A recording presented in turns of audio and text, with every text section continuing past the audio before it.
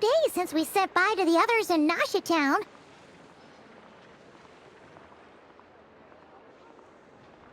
Still no news about Rarer, though.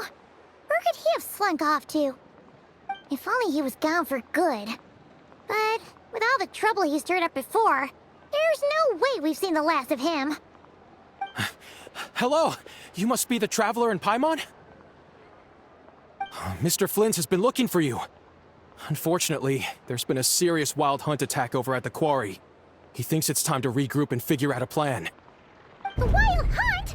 Oh, uh-oh. We better get over there, right away! Come on, let's go!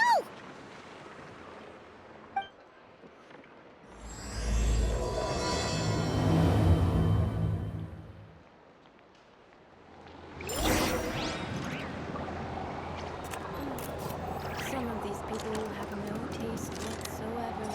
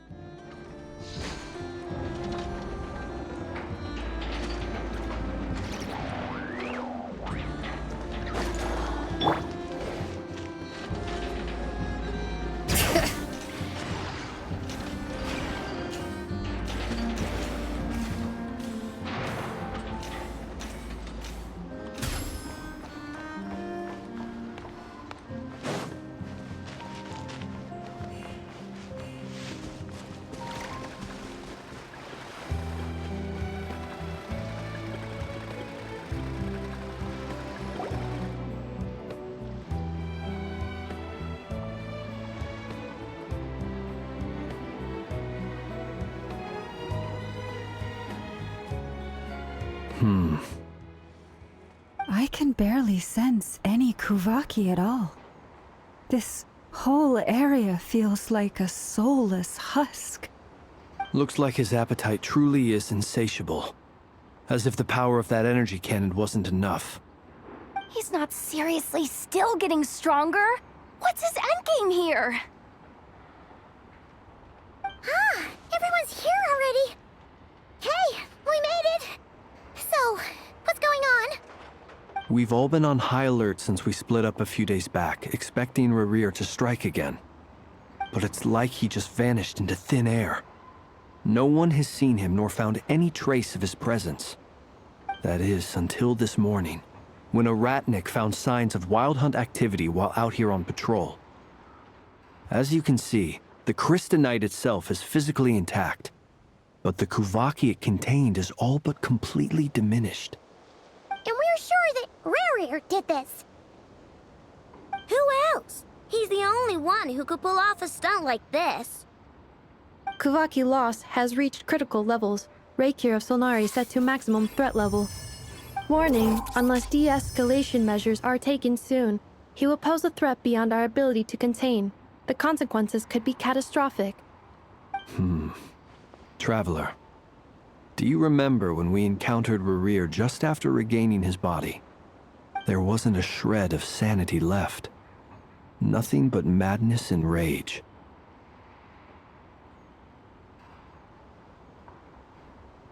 Yeah, didn't he shout out a bunch of names? Then he started raving about how nothing in this world mattered to him. Oh, Paimon gets chills just thinking about it. Oh, but the thought that he's still out there, lurking somewhere and not cry, waiting for his chance to strike? Oh, even chillier. Last time we fought, we were already at a disadvantage. If he has such overwhelming strength, why would he suddenly go into hiding? Yeah, if I were him and I wanted more Kuvaki, I'd just take it by force. No point staying in the shadows. Unless something went wrong. His whole resurrection thing didn't exactly go smoothly. The other thing is, how does someone who's completely lost their mind still have the wherewithal to cover their tracks so perfectly? Beats me. According to certain medical studies, insanity does not always entail a complete loss of rationality. It may be that he is simply living in a world of his own. That actually sounds about right. He was ranting away to himself the whole time, like he had zero interest in talking to us. There are many unanswered questions here. He could be right under our noses, and we'd still be in the dark. Besides his name and title, we know little about him. Certainly nothing about his past, or what he might be hoping to achieve. Exactly. And we wouldn't even know where to begin looking. Even Boss hadn't heard of the Rahir of Solnari before all this. I'd be willing to bet that even if we gathered together every scrap of intel in Nodcry, we still wouldn't find more than, like, 3 useful facts about him. So, if we do nothing, he'll just keep getting stronger. But if we want to investigate him, we have no idea where to look. Last time we had Marionette and her big robo-buddy to help us, and we still barely held our ground. If we had to face him alone... Oh, Paimon's head hurts just thinking about it. What are we supposed to do against a threat this big? Well, I do have a little hunch about his next move. Given that he attacked the quarry, I'd say it's likely he'll target other places rich in Kuvaki. Somewhere like the Eye of Krati, or the Pillar of Embla. One thing's for sure. If we just sit back and let him keep absorbing Kuvaki, we really won't stand a chance against him. A perfectly reasonable hypothesis. However, it is worth noting that these two locations are quite far apart. To investigate them both, we'll need to split up. I agree, we should split up. Right now, Rarir's goal seems to be gathering Kuvaki, not fighting us directly. Once we're done, let's regroup on Hisi Island. Wait, why Hisi Island? If I recall correctly, your largest goddess statue was carved from Kuvaki-rich ore, was it not? That's right. Yes, it could well be a potential target of his. I should head back and start evacuating the pilgrims.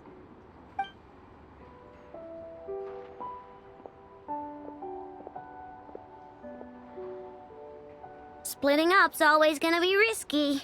But I guess we don't have much choice, right?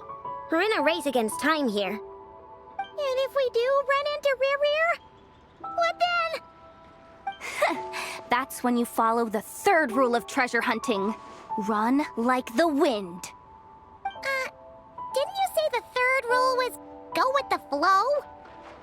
I don't know. Did I? Anyway, whatever. In this situation, go with the flow means go find backup. Agreed.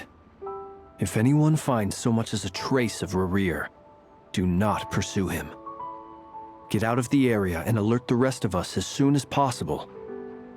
We need to put safety first. All right, we'd better get moving. Come on, Anefa, let's go.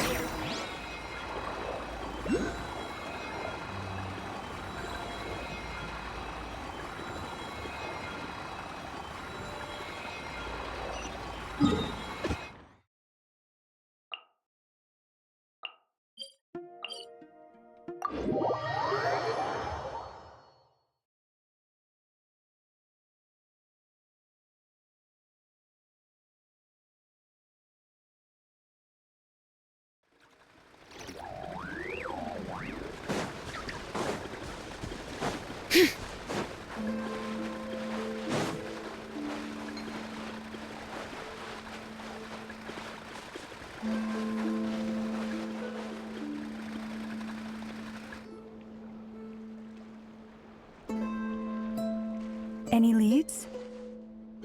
Nope. Diddly squat. No clues to where he might be hiding. It's like he's a ghost. It feels like we're sitting on a powder keg that could go off at any second. Oh, I hate this feeling.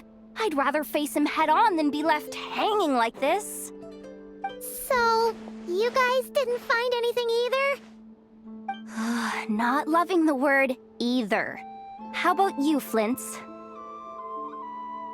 I questioned a few Ratniki and eventually narrowed my investigation down to one suspicious individual. But by the time I got to his place, he was already gone. Almost as if he knew someone was on to him. Either that, or he's just extremely cautious and doesn't stay in one place for long. He's been biding his time for a while now. The question is, where or what is his next target? No idea. Since regaining his body, he seems to have lost all interest in the fragment in my possession. If he did still want it, he's had plenty of chances to take it. All we can do now is hope that Ino and Anefa turn up some leads. Darn it, Rarir! If you've got the guts, come face me one-on-one! Wait, he's actually here? I didn't mean it! I swear! No, it's coming from Silver Moon Hall. The Lady Kutar might be in danger. Let's get over there, quick!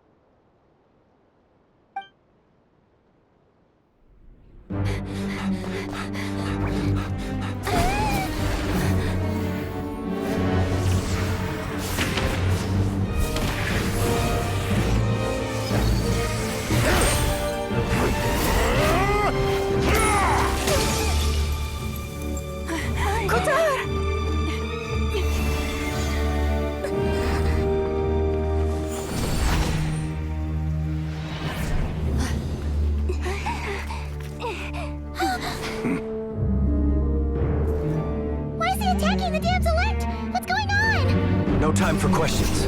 Stop him!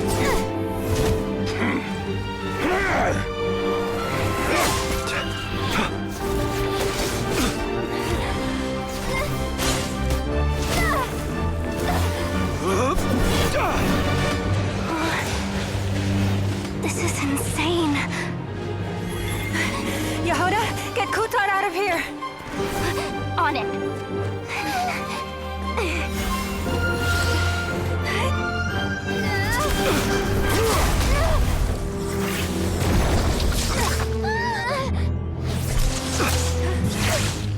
Look where your feeble light has gotten you. Now you shall plunge into darkness. Felindus, soon I will find a way. Watch out!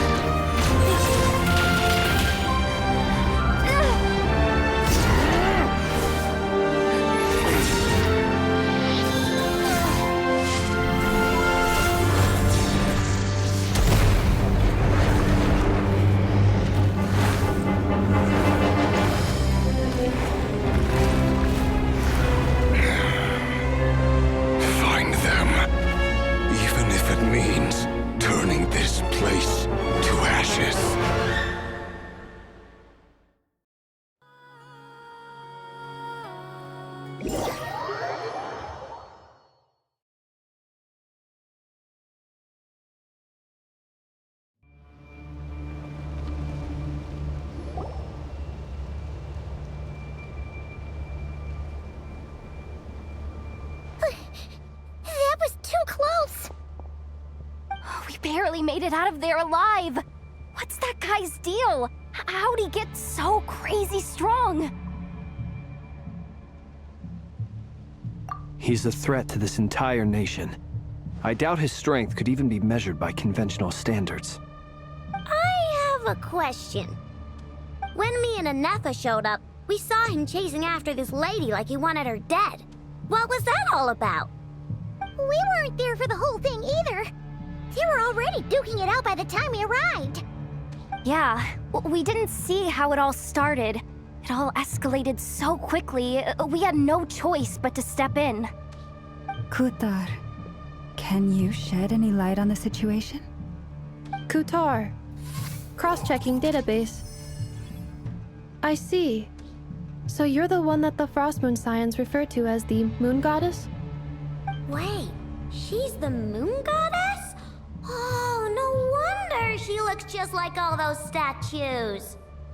There are many reasons why people might worship the moon, and just as many why they might despise it.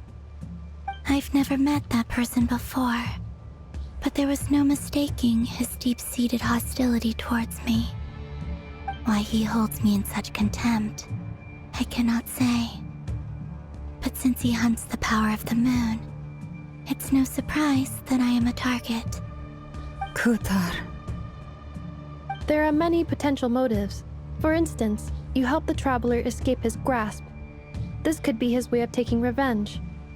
It is also possible that he covets the Kuvaki inside you and seeks to take it for his own. The list goes on.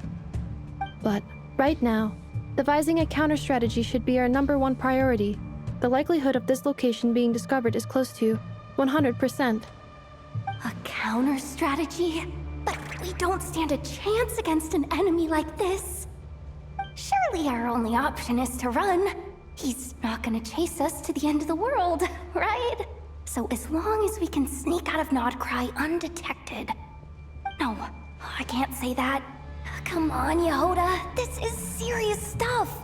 You can't suggest we all just chicken out. Running is our only option. Huh? You seem surprised, but what other choice do we have? We are facing an enemy we cannot possibly defeat in battle.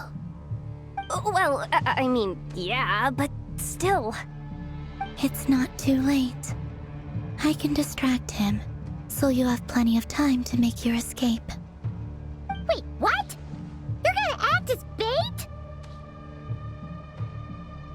Doesn't that make sense? I'm the one he's after. There's no need for you to risk your necks on my behalf. A coyote doesn't stop for bypassers while it's howling at the moon. What is it, Loma? The Frost Moon Scions have already grown accustomed to life without their goddess.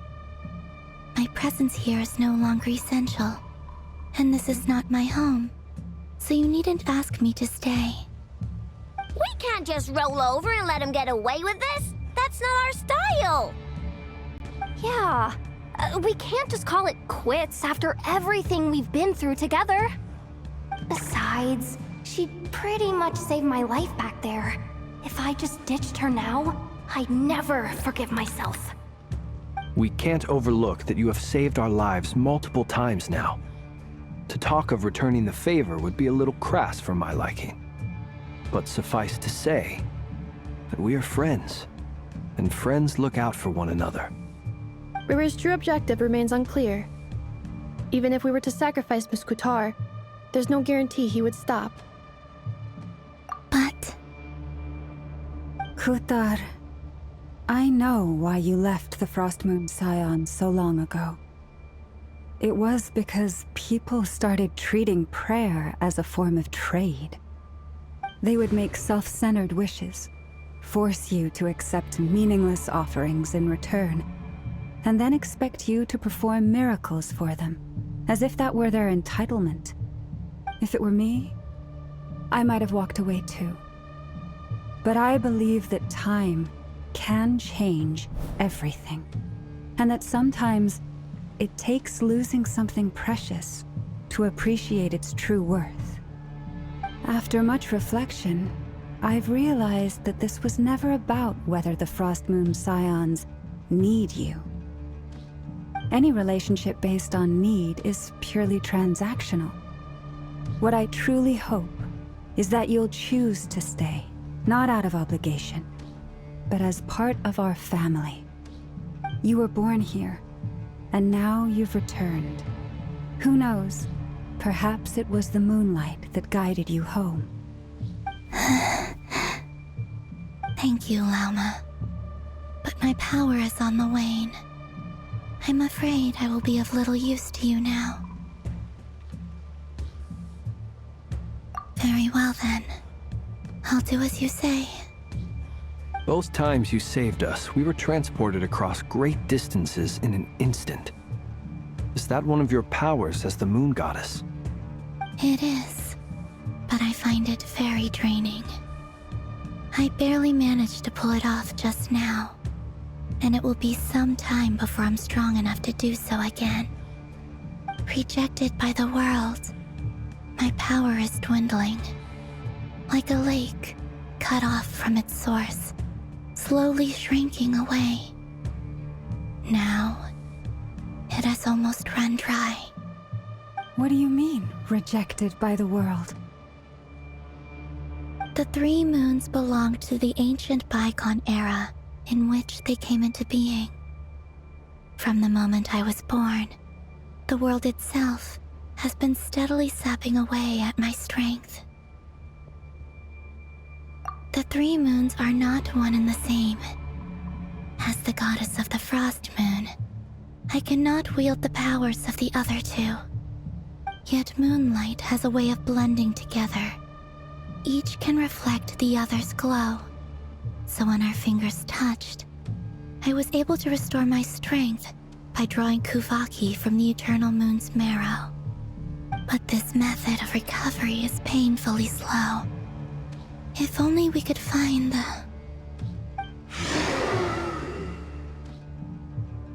It's the Wild Hunt! Even faster than we expected. We'll have to finish this conversation later. See how those Wild Hunt creatures are running away from us.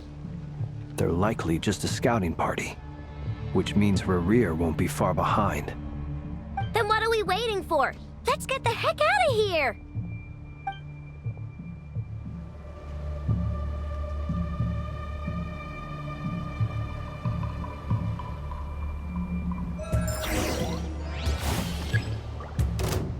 Leave this place. Annihilation mode. Beware the creep.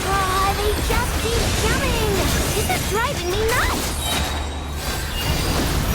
Rerir's closing in on us. We need to pick up the pace. There's too many of them! And this time, we can't fall back on Kutar's house to escape! This goes on much longer.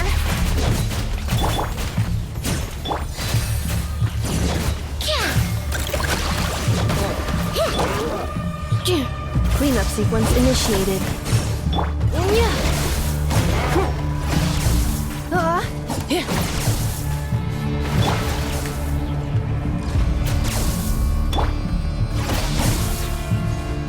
Forest, protect us.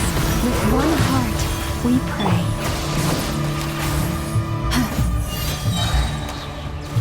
Ultimatum protocol.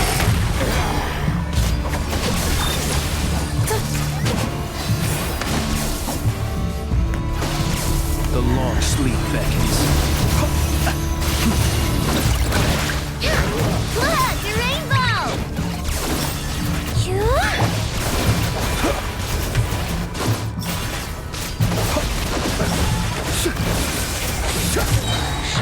To dust. Close your eyes.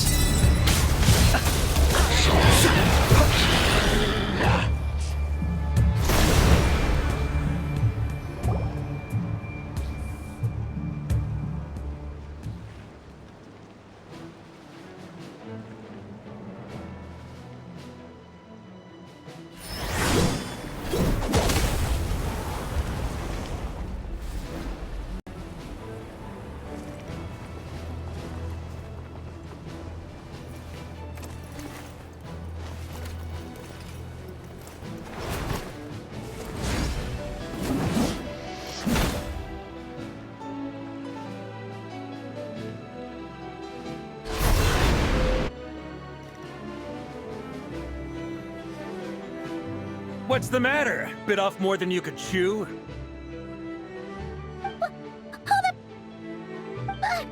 are you? Uncle Varka! You're back from Amsvartnir? Oh, you're Varka? Grand Master of the Knights of Favonius? We could save the intros for later. Right now, let's get you all out of this hellhole. Follow me. I know somewhere you'll be safe. Oh, is that where I think it is? That's the one. Come on, move! There's no time to waste.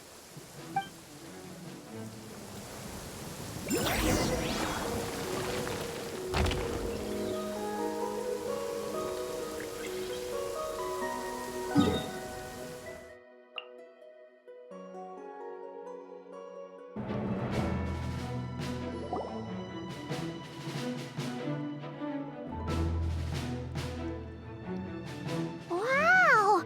Where are we? This is so well hidden. Well, that goes without saying. This is the Knights of Favonius' meeting place in Nodcry, and a contact hub for the Northern Intelligence Network. AKA, the black market of intel. No matter what faction you're with, it's the place to buy and sell information. Their headquarters are in Nodcry, but they've got contacts in every nation. As an expeditionary force on foreign soil, working with them has offered us the most effective way of getting our hands on reliable local intel. This is where we meet, so naturally, it's secure. Anyway, where were we? Folks from Nodcry should be pretty familiar with me by now, but I believe this is the first time we've met. Allow me to introduce myself. I am Varka, Knight of Boreas, and Grand Master of the Knights of Favonius. We've heard all about you.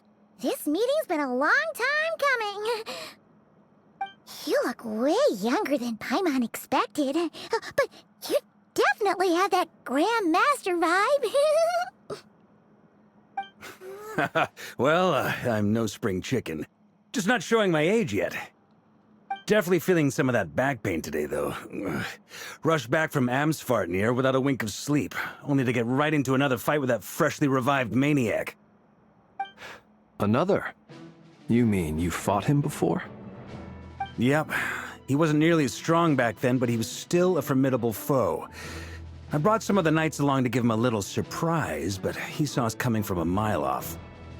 My squad took heavy injuries, and I barely made it out alive myself. We knew it might have been our last chance, so we staked everything on it. But still, it wasn't enough to stop him. I tried tracking him down afterwards, but he didn't leave a trace. Even in his unhinged mental state, he's as cautious as any trained operative. So, I decided to come find you. And as luck would have it, turned up to find you being ambushed by the Wild Hunt. The rest, you already know. Is that why he's been frantically absorbing Kuvaki these past few days? Because he sees you as a threat? Maybe I'm part of the equation, but even if I weren't, I'm sure he'd still be gathering power. He's clearly working up towards something. Note to self, Uncle Varka's strength rating officially upgraded. Guess it's my turn to ask questions now. So, what exactly has been happening in Nodcry? Why is the Wild Hunt returned in humanoid form? And why is it after you? That's a long story, but I'll try to make it quick.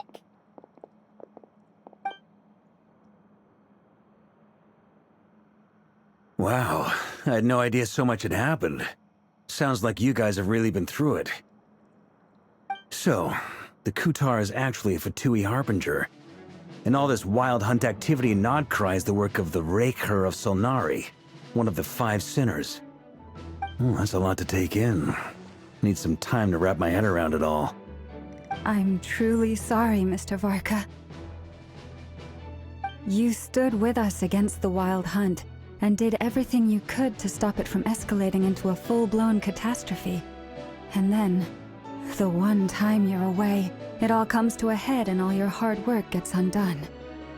You've got nothing to apologize for, Miss Moonchanter. You can plan 100 steps ahead and still slip up. That's just life. No one knows what tomorrow holds. You can't predict which way the wind will blow next. And, to be perfectly honest, I can't say I'm surprised. For all the times we've defeated the Wild Hunt in the past, we've never been able to completely wipe it out. Turns out, we were just delaying the inevitable. But now that a new variable has come into play, fate may well take a different course. A new variable? You mean us? Who else? And in a strange way, I think his resurgence might not be an entirely bad thing. The Wild Hunt is like an unrelenting force of nature, but Rerir is an individual with an agenda. He's gotta have a weak spot somewhere. That said, while I was explaining everything just now, some of the points that Mr. Flint's added caught my attention. You mean about our mystery ally? That's right.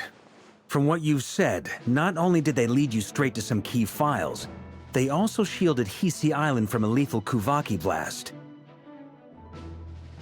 I don't know who or what could pull something like that off. Heck, even Miss Columbina doesn't have a clue. I hadn't heard the story about those files. Would you mind repeating their titles for me? Wild Hunt Phenomena Log, a Nodcrian Ratnik's Field Journal, and Kuvaki Survey Log. Oh. No, still doesn't ring a bell. Another dead end. Guess all we can do now is hope that our mystery ally keeps showing up when we most need them. Still, it's safest to assume they won't be intervening again. From here on out, we'll have to resolve this crisis by ourselves.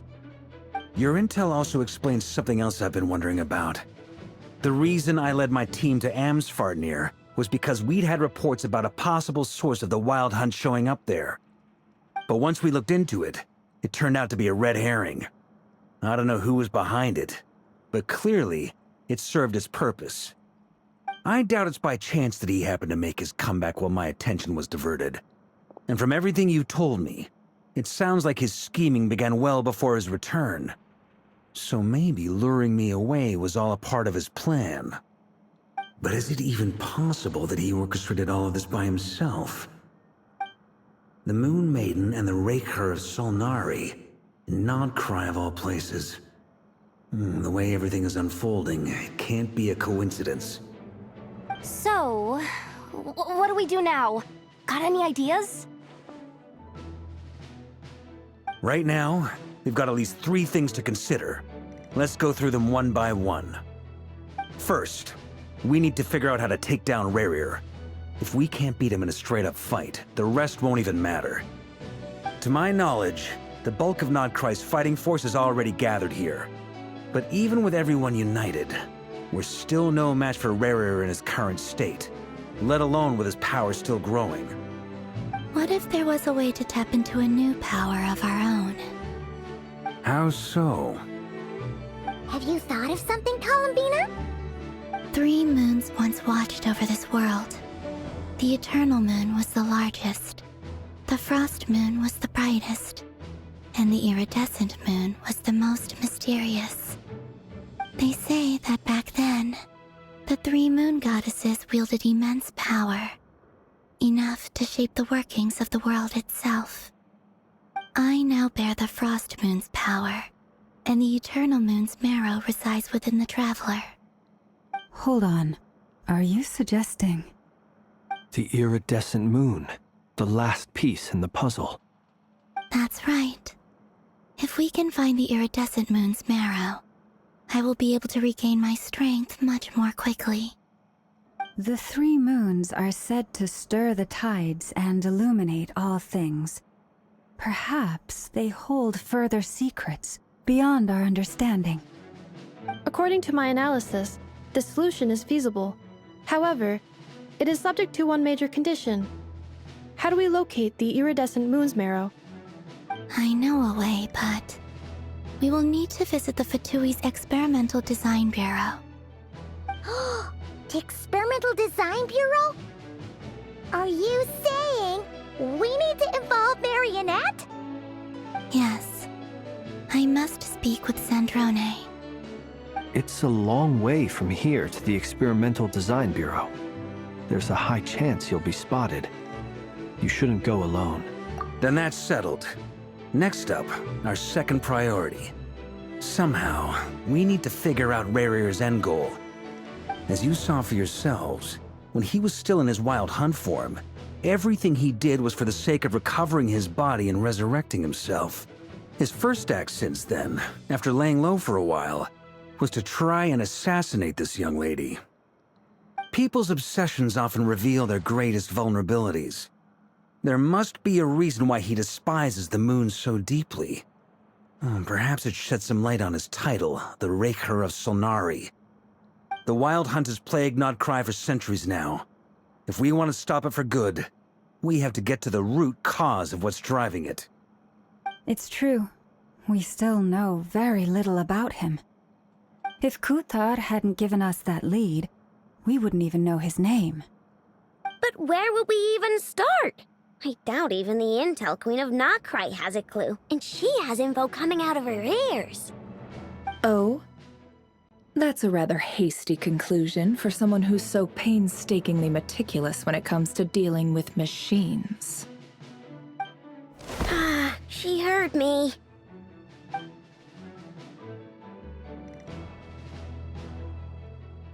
Boss! What are you doing here? I'm now asking myself the same question. I received a letter from a humble knight of Favonius, requesting a meeting to discuss a major business deal. But it looks like this humble knight had something else in mind. Details, details. Miss Sneffer, the important thing is that you've arrived at the perfect time. Since his failed ambush, I've been racking my brains trying to come up with a plan to fight Rarir. Given the severity of the situation, I think it's fair to say that our only chance lies in uniting as one. And I'm talking all the factions in Nodcry. We can't do this without the Curatorium, but I knew it'd be a tough job to win you over. So, I took the liberty of reaching out for a little chat. Wait a sec. How did you even hear about this place, Nefer? Didn't you say this is meant to be the Knights of Favonius' meeting spot? And a contact hub for the Northern Intelligence Network? And isn't it supposed to be super hidden? You really think he could have gotten settled in Nodcry without my help? Besides, I'm the one running this gig. Of course I know where the meeting place is. Allow me to introduce the current head of the Northern Intelligence Network. If it's intel you're after, she's your woman. Pretty much seen and heard it all. Please spare me the flattery. Let's cut to the chase. Seems like you've run into some trouble, huh?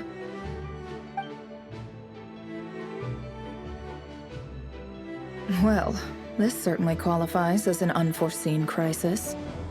On behalf of the Curatorium of Secrets, I wish you all the best of luck. So you're just going to sit this one out? Why should I get involved? What could possibly be in it for me?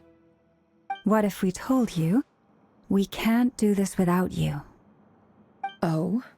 Then I'd say, you'd better make it worth my while. I don't work for free. I can't put a price on something like this. It's just not in my nature. But then again, you and I have always been polar opposites in this regard. So I can't exactly say I didn't see this coming. If you insist on compensation, I will pay you. Consider this a formal commission. Sound fair? You just don't give up, do you? Too bad. I know you well enough to know you can't afford my prices. The riskier the job, the more it'll cost. And a moon chanter's stipend isn't exactly generous. Unless you're planning to start passing the donation box around among the faithful. Boss, just a thought. If they come up short, maybe you can take the difference out of my next few paychecks. Things got really dangerous during the fight with Rarir. If this girl hadn't saved me, I'd be ley line fodder by now. I'd be gone for good, boss. If there's any way we can make this work, I'd really like to help her. Please? I'm begging you. This is why I'm always telling you never accept favors. They are the hardest debts to repay. You have to be careful who you get involved with, or you invite all kinds of misfortune. Very well. Yehoda, I will help. But just this once. Don't count on this happening again. Flins, that fragment that Rerir was after, do you still have it on you? Of course. Let me borrow it. I need it to follow up on some leads. Wait, you actually have some leads? Shh. This is top secret information. I get it. We all have things we'd rather keep to ourselves. Plus, I know we can count on you, so we'll leave the intel gathering in your hands. And that brings me to the third and final item. We need to find a way to distract him. We need time to make our move, so someone will have to stall him. I'm in for this part, no matter what. Anyone coming with? Count me in too. Come off it, you two. Quit playing heroes. I'm way ahead of you here. Nefa did a scan of the Moon Goddess's Kuvaki signature, and we're gonna use it to make some decoys over at the Kramkake craft shop. Anyone who's in, follow me. Once they're ready, we'll deploy the decoys across Nodcry. So as long as the rest of you keep moving, he won't catch on to your scent and won't be able to track you down. I like it. Genius idea. No biggie. All right then, we'll split into 3 teams. Once your team has finished their mission, return here and wait for the others. Dismissed!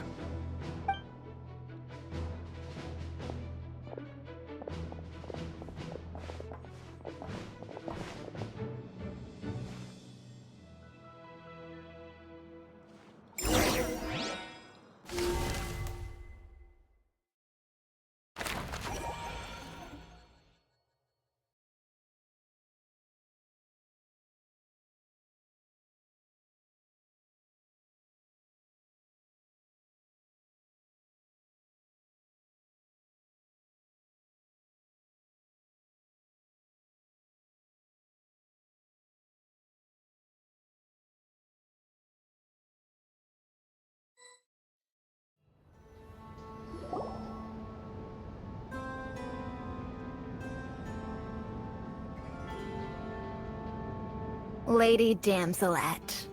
Wait. And you two? What are you doing at the Kuvaki Experimental Design Bureau? We've been doing our best to mind our own business lately. But if you're just gonna waltz up here like this, you're seriously pressing your luck. Don't blame us for doing what we have to. Huh! You really think that's gonna scare us off? We're not looking for any trouble. I just want to see Zandrone. Do I need to remind you that you're still a wanted fugitive for deserting us? Out of consideration for our former ties and the crisis we're all up against, we'll let you leave in one piece. But don't even think about trying to get inside. Let them in. But... Are you going to make me repeat that? No, my lady. Zandrone seems to be in a good mood. Must be maintenance day.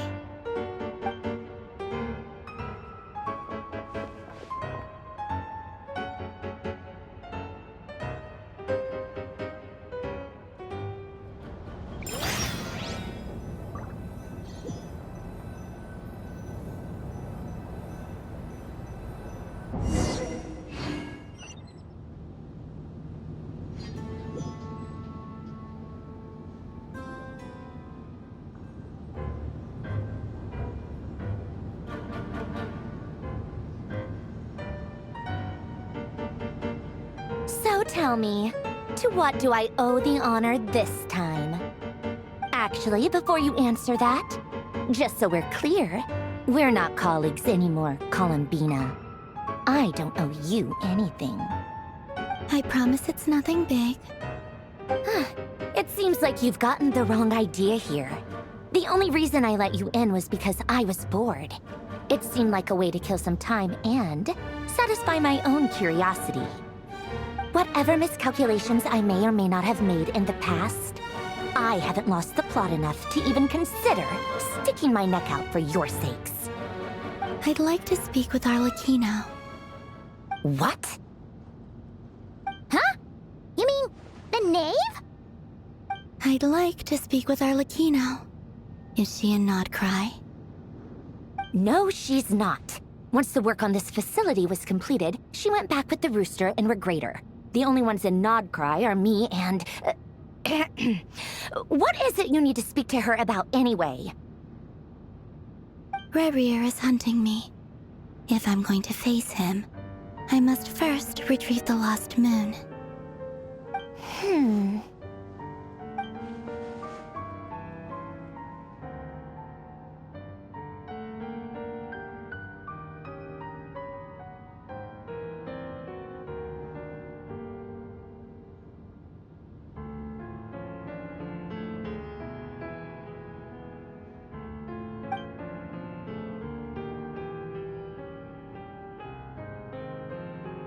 Is that a no, then?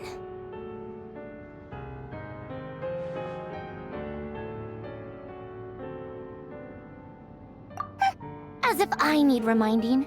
I was this close to settling things with him before someone decided to whisk me away to their weird little garden.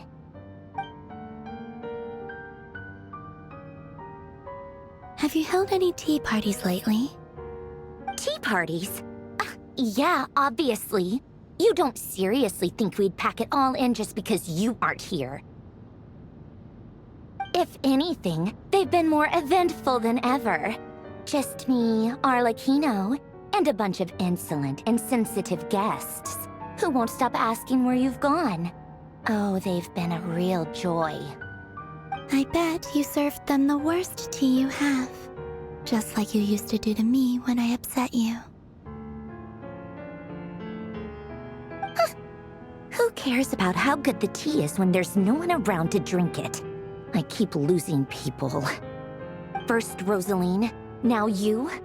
I'm running out of people who can make me laugh. Honestly, what could be more ridiculous than the multi-centenarian goddess, who's only ever had the plain herbal tea she received as offerings? You'd always brew a different type of tea for me each time. Was it really just to see how I'd react?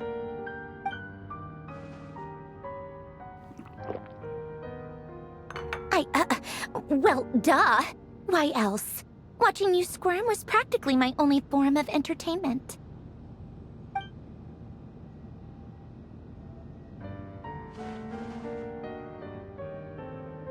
Oh, yeah. And Capitano sometimes used to bring Tartaglia around, too. But I guess we won't be seeing him again. Well, I guess we are overdue for a get-together. Polonia! Have Febronia pass a message to Arlecchino for me. It's time for tea. Will suffice.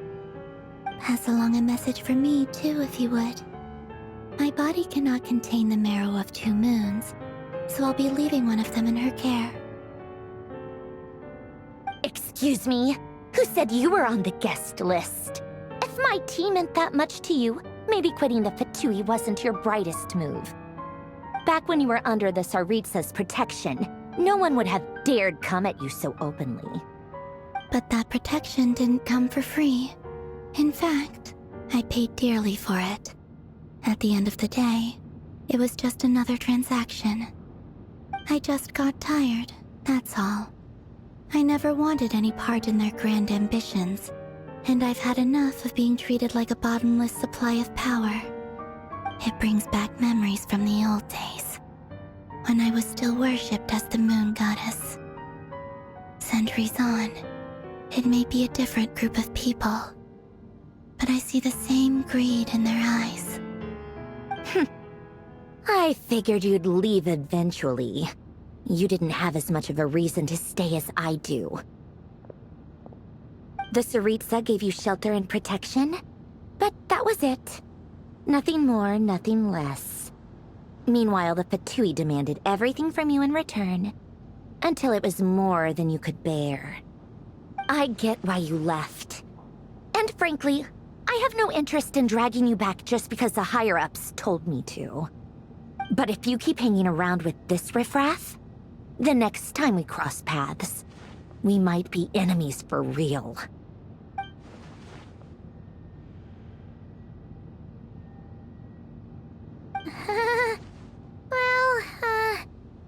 Guess that's our cue to leave? That might be your plan. But it sounds like someone else wants you to stay a little longer. Huh? What do you mean? Listen.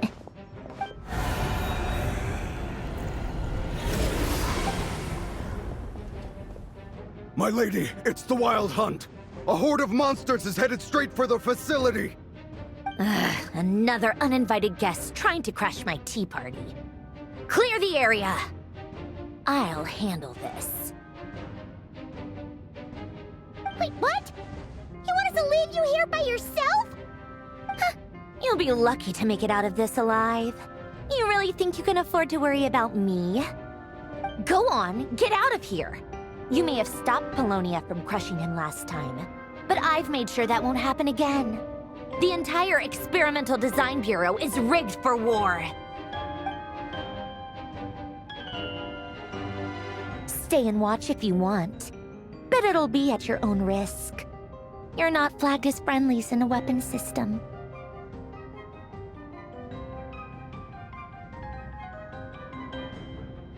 Don't tell me what to do!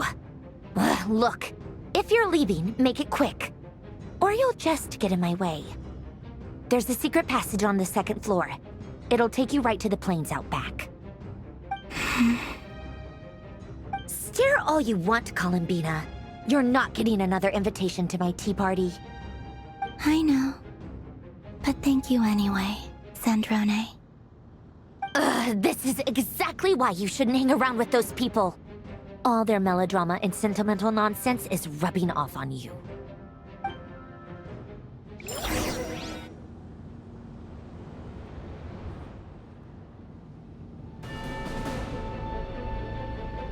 Come on then, Mr. Ray here. Let's pick up where we left off. It's your Wild Hunt monstrosities versus my beautiful creations. Let's see who comes out on top.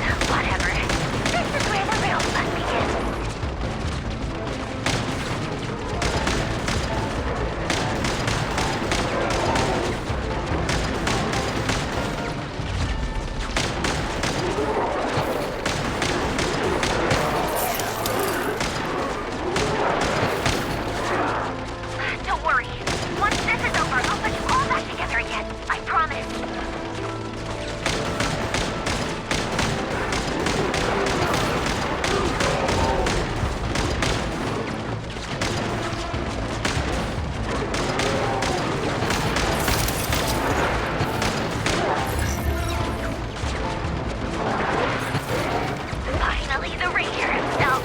Time to... Huh? Where'd he go? Uh-oh.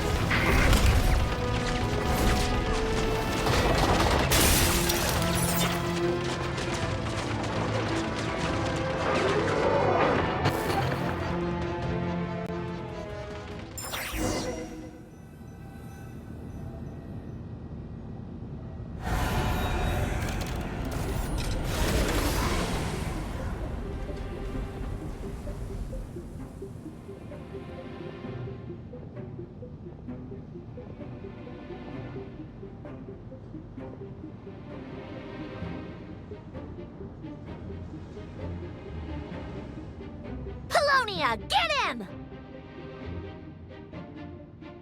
I've upgraded Polonia again since our last encounter, and uploaded every last scrap of your data. So let's finish this, once and for... She's not here. Where did she go? Hey, over here, you big... Curse it. Moon. Go. Keep searching. She cannot have gotten far.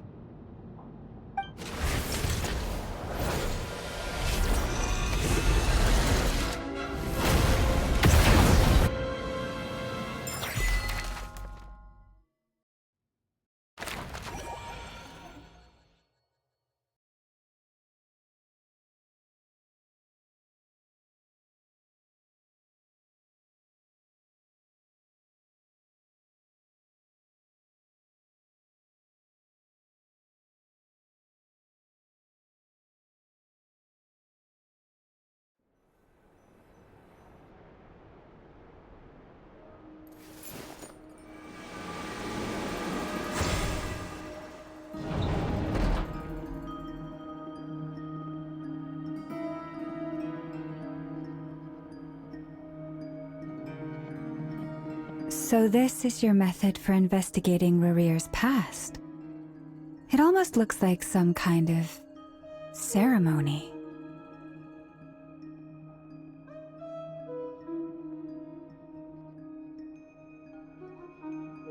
Good deduction. But it's quite a different affair from what you're used to with the Frostmoon Scions. Whoa! First time I've ever been in here. Boss always said it was off limits, so I pictured some kind of creepy dungeon. But it's actually kinda nice. Oh, I guess this must be Sumero decor? That's where Boss is from. And that nice shopkeeper who sold me my treasure compass. I'm not sure exactly what you've got planned, but it looks like you're all set. When do we begin? Whenever we wish. But for some reason, I've got a feeling this isn't going to end well. I've never faced Rarir myself, but from what you've told me, his power is beyond anything I could imagine. I, on the other hand, am just an ordinary businesswoman. Our paths should never have crossed, yet here I am, forced to make an enemy of him. If you ask me, you're about as far from ordinary as it gets. So what are you saying? You're getting cold feet? Once I take a job, there's no backing out. Still, I have to ask myself if the power I'm relying on will even work on an opponent of this caliber. And also how to make sure I come out of this alive if things spiral out of control. Death is the one thing we can take for granted. It is the great equalizer, however fortunate or unfortunate we may otherwise be. So it's important to consider how to spend what lifespan we have left. Come on, boss. Lighten up. Quit talking about death. It's bad luck. For once, I agree with you.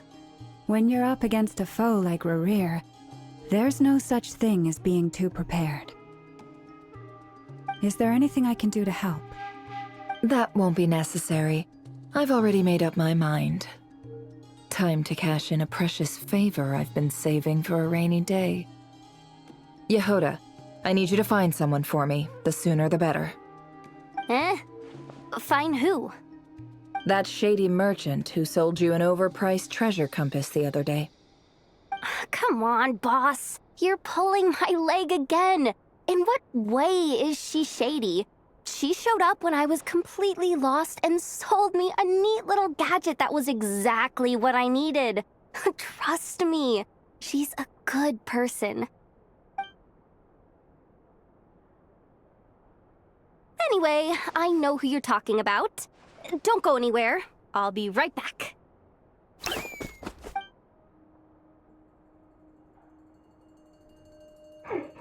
Quit grabbing me. I genuinely can't run any further.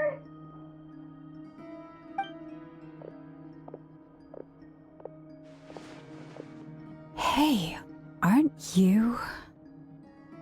What is it? What's the big rush? You dragged me out of a dream where I was literally swimming in Mora. I'm charging double my usual attendance fee. See, look how easygoing she is. After that rude awakening, she could have completely snapped at us. But instead, she kept it together and just asked for an extra fee. Dori Sangama Bay? I never would have pictured you two doing business together. If you want to make it big in Nodcry, it's all about connections. Lady Nefer just so happens to have a lot of intel that interests me. And she also did me a big favor in the past. It was back when I first arrived in Nodcry. My trusty assistant, the genie in my lamp, had an adverse reaction to the Kuvaki and fainted. And wouldn't you know it, that's when I suddenly find myself in a life-or-death situation. Good thing my compatriot was there to swoop in and save the day. I've been giving her a 30% discount off all of my goods ever since. Now, so that no one here feels left out, I'm willing to extend a 20% discount to fellow friends of Boss Nefer. Plus, any other friends you send my way will enjoy 10% off. What can I say? The great Lord Sangama Bay is nothing if not generous. So, let me guess. You've run into some trouble? I've got everything you could possibly need, and the more you buy, the more you'll save. You guessed correctly. What have you got in the way of survival gear? The one type of gear I've never been short on. What are you looking for? A jetpack fresh from the Academia's labs? An ancient suit of armor dredged up from the bottom of the sea? At the very least, I need to know what kind of opponent you're dealing with here. If even you're worried about staying alive, it must be pretty serious. What if I told you it's someone with the power to bring a nation to its knees? Is that so? Then we really are talking top-shelf treasures. I don't have anything like that in stock right now. I'll have to ask my supplier. Your supplier? A powerful woman, make no mistake. I can't reveal her identity, but luckily for you, I hear she's planning to visit Nodcry in the near future.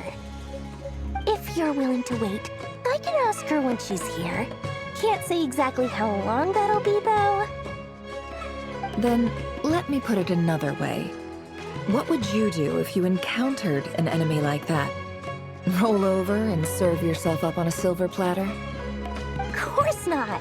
I have a handy little trinket from one of my generous suppliers, which... Hold on. What exactly are you getting at? No, no! This is for my personal use only! Let's just say I'm borrowing it, all right? Just for insurance purposes. You'll get it back later. Favors are the worst kind of debt to owe, and now you've got a chance to repay one. A win-win situation, don't you think? Fine. You can borrow it for 5 days. No, make that 3. And for every extra hour after that, I'm charging you 1,000,000 mora. Deal? Deal.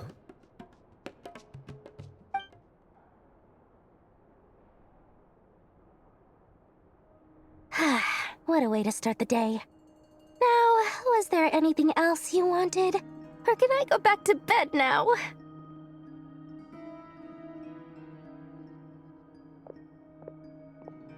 That will be all. Take care now. Don't trip up on your way back, friend. See you later! You're my favorite shopkeeper.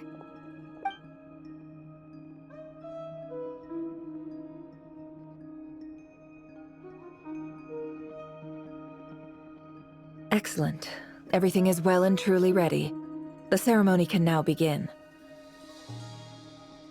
After initiating the ceremony, your minds will follow me wherever I go.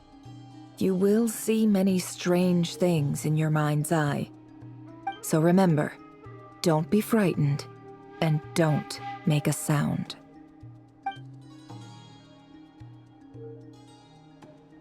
Now then, let us peer into the Raker of Solnari's past.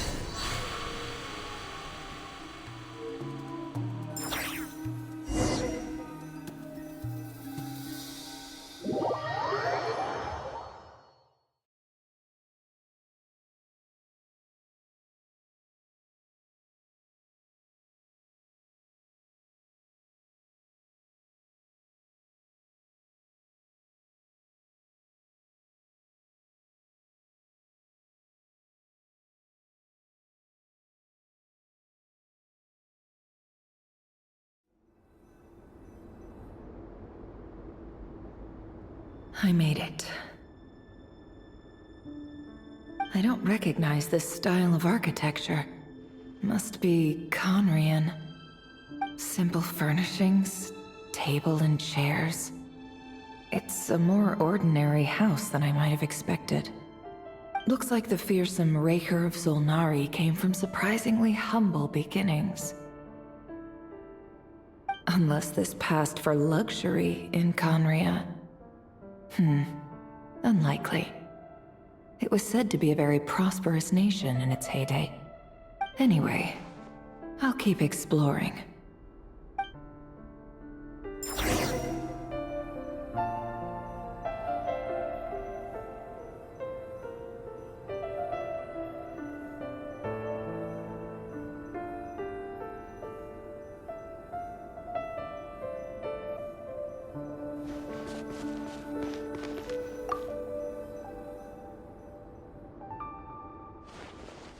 Hi, Rivier.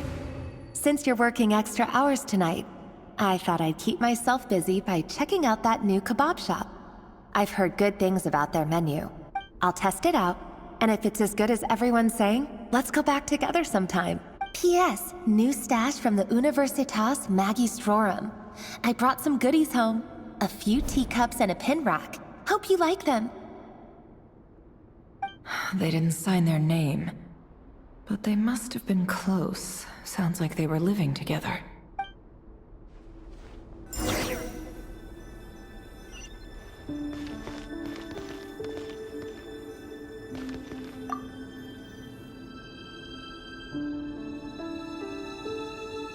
I went over to Joseph's for drinks today.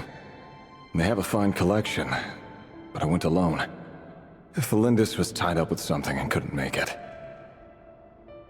Joseph asked why I came alone, but I didn't really have an answer. He then went on to ask about other things. If you ask me, someone who asks that many personal questions is too nosy for their own good. But if he invites me again, chances are I'd still go. Felindis. That's the same name Rerir mentioned. Grain imports keep falling. If things don't pick up, we'll soon be back to meat and mushrooms only. Honestly, I'm not a huge fan of that new type of mushroom everyone's been into lately. Didn't it start out as a lab-grown variety? I heard it's even mildly corrosive. Seriously, why would you even eat something like that? I don't care if it's an impressive feat of alchemy. That just isn't the kind of thing I like to eat. Grain has to be imported, and they're eating a diet of mostly meat and mushrooms. Could it be because Conria is underground, so it doesn't get much sunlight? That would explain why they use so much stone in their buildings. They even use alchemically modified strains for food. Seems like the people of Conria don't have many options when it comes to dining. I've just about saved up enough now. Time to buy it and keep it somewhere safe. Making a big purchase. I wonder what it is.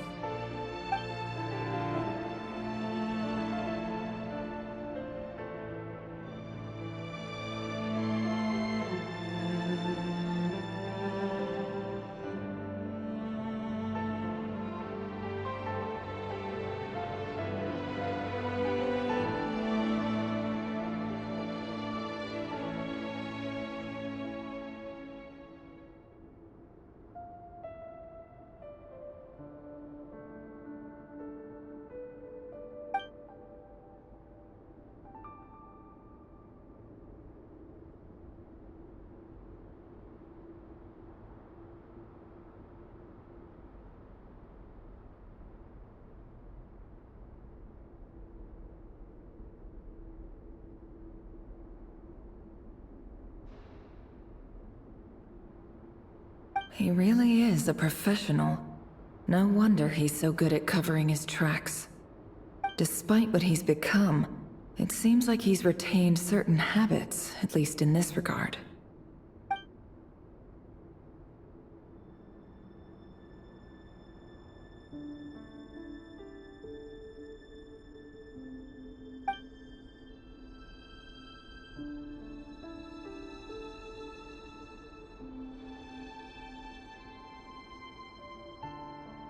Did Rary rip it out himself?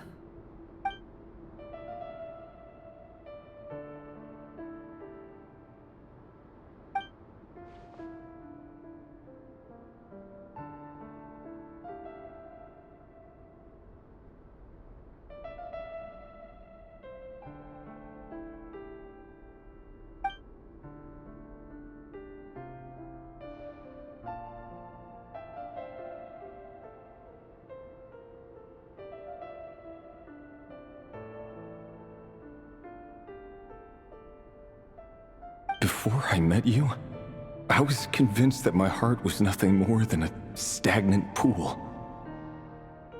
The burial place of a fallen moon. A withered, windless grove where the waters rested forever unrippled. It was you who helped me see that my heart hadn't entirely withered away. That it could still beat to the rhythm of love. This is just trivial sentimentality from the looks of it. Why would he go to the trouble of hiding that? The burial place of a fallen moon.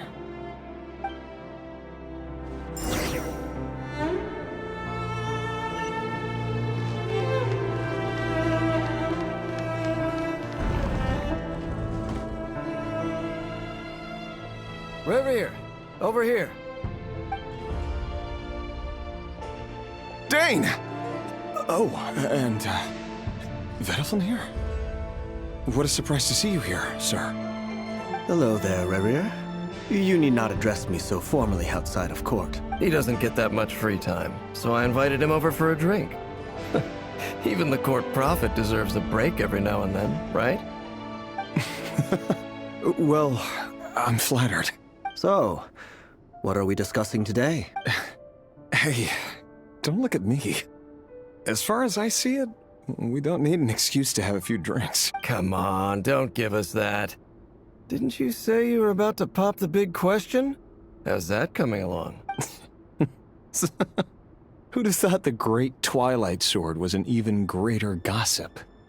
I just didn't expect you to be the first one to settle down and get married, that's all. Yeah. If you told me that a few years ago, I wouldn't have believed you either. So, are you planning to come clean about your job then? I'm guessing you still haven't told her. Sure, I'll have to tell her at some point. But I'll need to pick the right time and place. To be honest, I have no idea how she'll take it. Come on, stop being such a pessimist. For all you know, she could be thrilled. I bet she'll be much more impressed by your actual job than the one she thinks you're doing now. A member of the King's Guard. Quite the cover story. Does the king himself even know? Of course he does. Anyway, enough about me. How have you been? Me? Same old, same old. Nothing much to... Huh? What's up, Ved? It's nothing.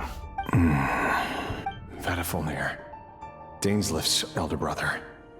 renowned throughout the court of Conria as the Visionary, and said to possess a wisdom far beyond the reach of any ordinary man. And yet, despite the gulf between us, he seems to have something to say about me. Does he even know me? Does he see me as a friend of his brother, or just another of the Vinster King's blades? Why did he react so strongly? Was it really to do with what we were talking about? Brown, curly hair and brooding blue eyes. So this is what Rerir looked like back in the day. Perfectly normal. No different from anyone else. As frightening as this monster is in the present, there's something even more unsettling about seeing the human he used to be.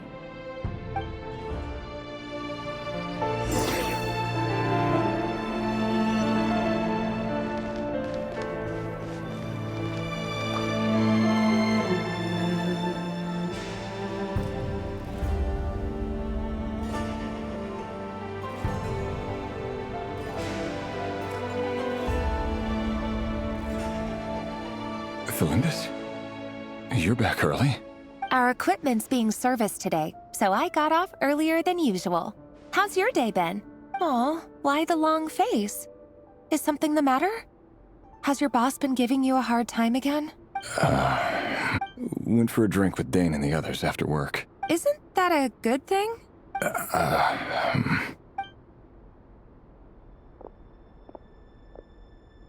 Vedifilnir showed up today, too. You know, Daneslif's older brother. Ah, Mr. Vedifilnir. Yes, I've heard of him. They say that everything he says ends up coming true. He overheard Daneslif mention that I'd recently proposed, and seemed to have an issue with it. But when I asked what it was, he kept it to himself. So, you're worried? You can be such a child sometimes, Rerir. We're nobodies. Why would the Visionary be concerned about us? I'm sure someone in his position has much bigger fish to fry.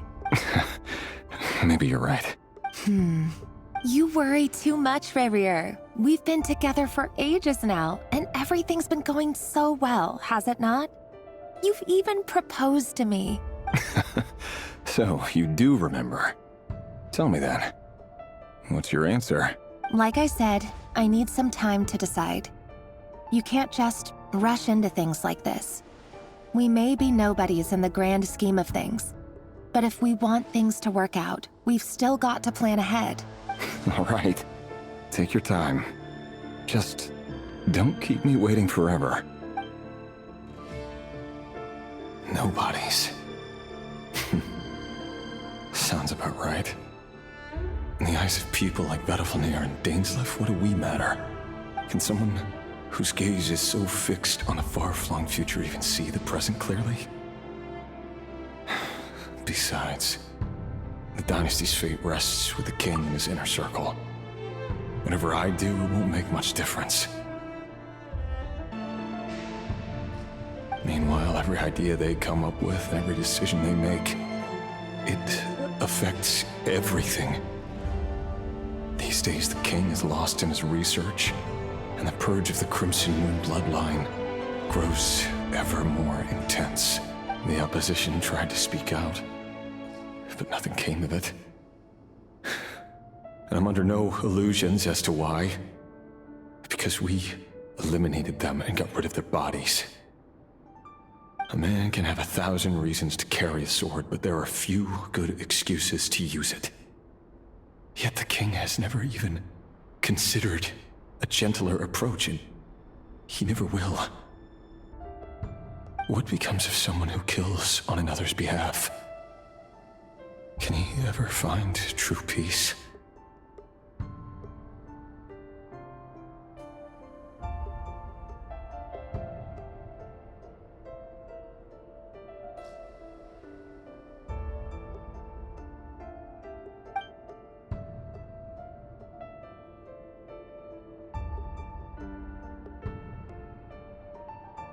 Felindis?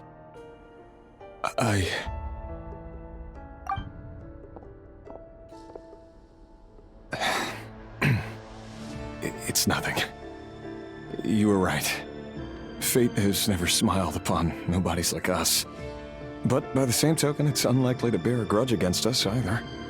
There's no reason we can't keep living happily together, cherishing the simple joys of each day as they come. See? You just need to stay positive, Revere. I can feel your warmth, your breath. You're right there, right by my side. Just seeing you makes me happy in a way I can't explain, and that's something that no one could ever take away from me. So smile, my love. Let go of that frown.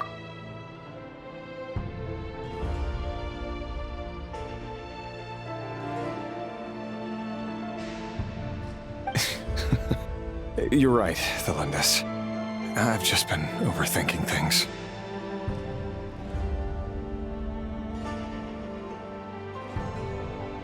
That's better.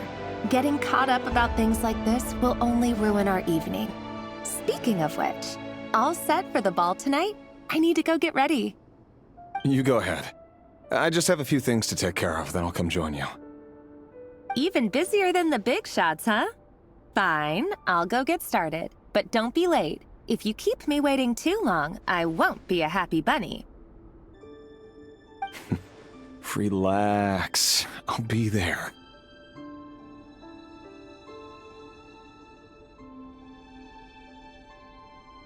Seriously, though, you drive a hard bargain. You're really gonna leave my proposal hanging and still expect me to take you to the ball? Well, that goes without saying. I already told everyone I'd be coming with a dance partner. Besides, they're two completely different things. Let's take it one thing at a time, all right? All right. White outfit it is. It seems like Rere was deliberately hiding his ties to the intelligence services by giving the impression that he was just an ordinary member of the Vinster King's Guard. He clearly doesn't want his would-be fiancée to know about his other life. Then again, that's hardly surprising. People in the intelligence trade rarely do. Who'd have thought we were in the same line of work? Let's dig a little deeper.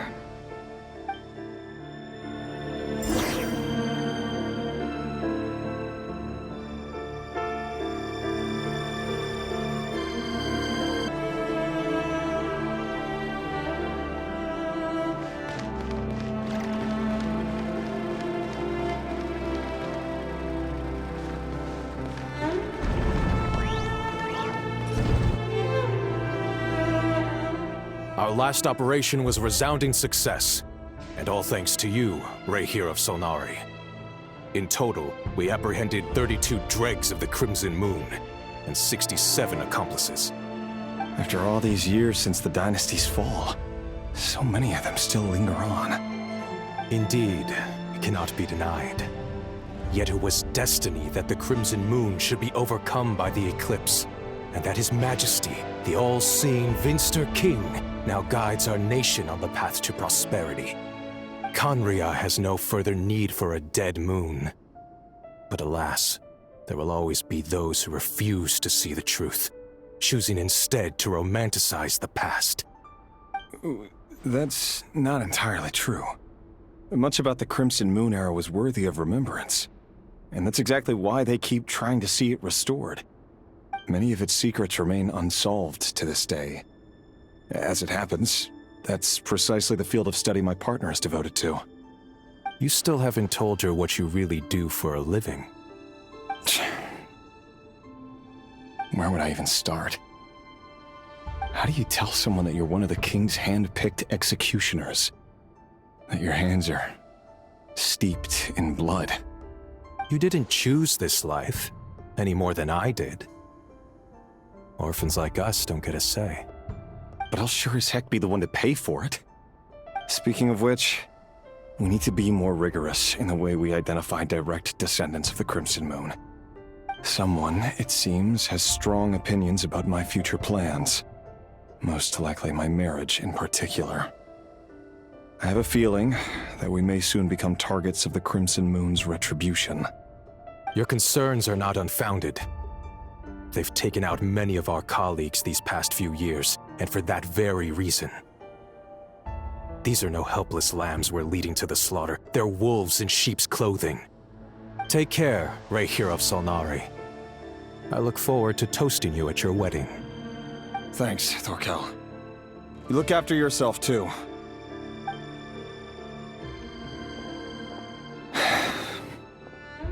Thelindis, I never wanted to keep this from you. You're the last person I would ever want to lie to. But that's exactly why I can't tell you everything. There are things you shouldn't know. Things you cannot know. The moonlit dynasties are a thing of the past. Yet even now, with the sun shining high in the sky, there are those who would call forth a dead moon's ghost. Could that be why Vedalfnir held back? Or was it because of some court secret he's not at liberty to share? I have to get a clear answer from him. No matter what happens, I will protect Thelindis. Rerir seems to be very concerned by Vedalfnir's reaction. Vedalfnir and Dainsleif, the Visionary and Twilight Sword. So that's what they were really like. I've investigated this whole area now. There doesn't seem to be any other memories here. Should I try somewhere else? Wait a second. What's this black smoke?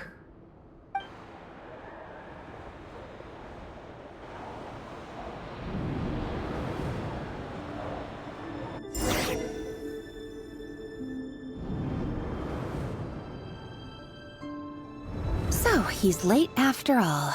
Just you wait, Rerir. You're in for it. Big time. Are you waiting for someone, ma'am?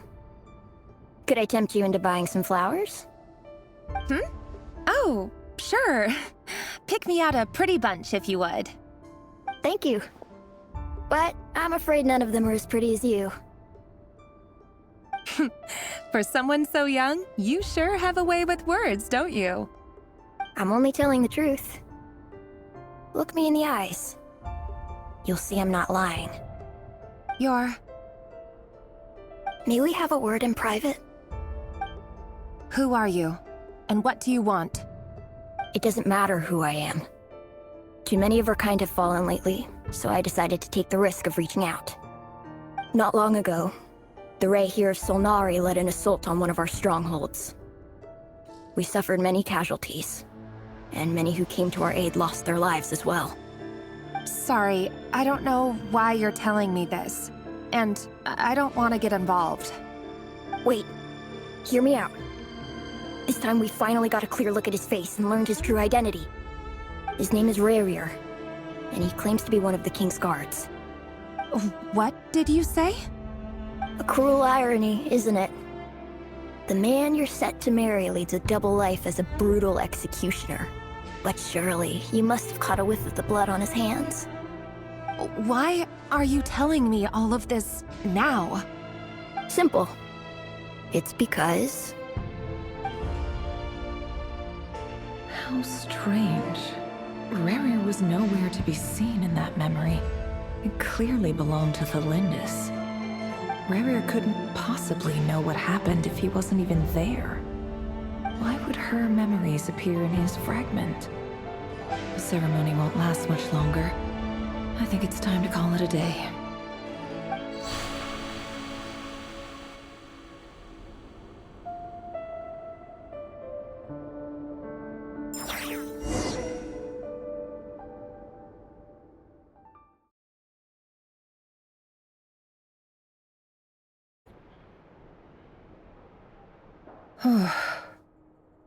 So that was your doing? Did you just pull us inside Rerir's fragment to spy directly on his memories? Any more questions, and I'll have to start charging. I had no idea you could do that, boss! Seriously, that was amazing! We're not worthy. We're not worthy! I gotta admit, though, I'm itching to see what happens next. Feels like we barely scratched the surface. I'm just as curious as you are, but the ceremony only allows for limited time inside. That's all we can see for now. Luckily, we managed to learn quite a lot. So far, so good. I just hope the others are doing okay too. Especially the group with the Traveler. Their mission is a risky one. Let's hope it's all going smoothly. If you're worried about them, go see how they're doing. If I know Boss, she's gonna need some time to write up all the details and make sure it's all coherent. I'll stay behind to lend a hand, but feel free to head back and meet up with the others.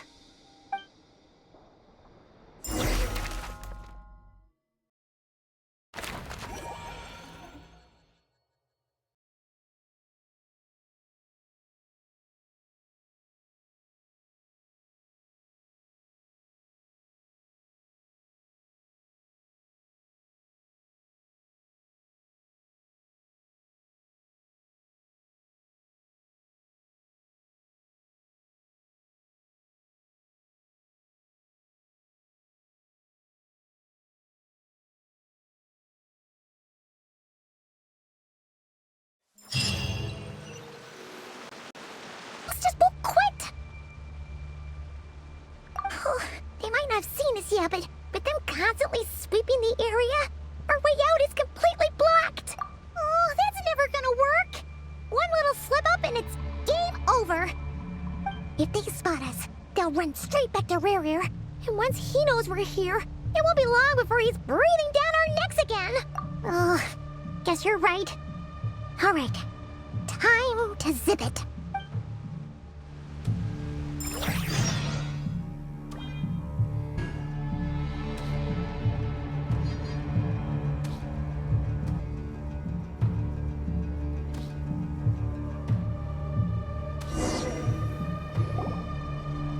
Oh, they've been prowling around for nearly 2 days now. These things just won't quit. Oh, they might not have seen us yet, but them constantly sweeping the area, our way out is completely blocked. Oh, that's never gonna work. One little slip up and it's game over. If they spot us, they'll run straight back to Rear, and once he knows we're here, it won't be long before he's breathing down our necks again. Oh, guess you're right. Alright, time to zip it.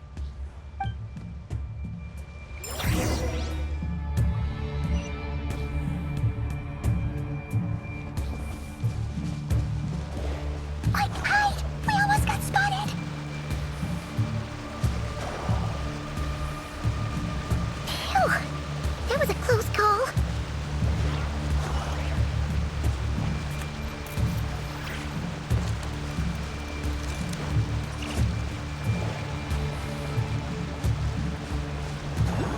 Watch out! He's coming this way!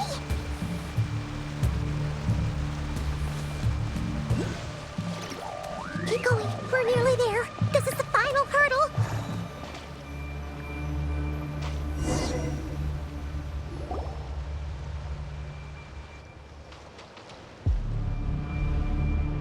Oh, there's no end to these things.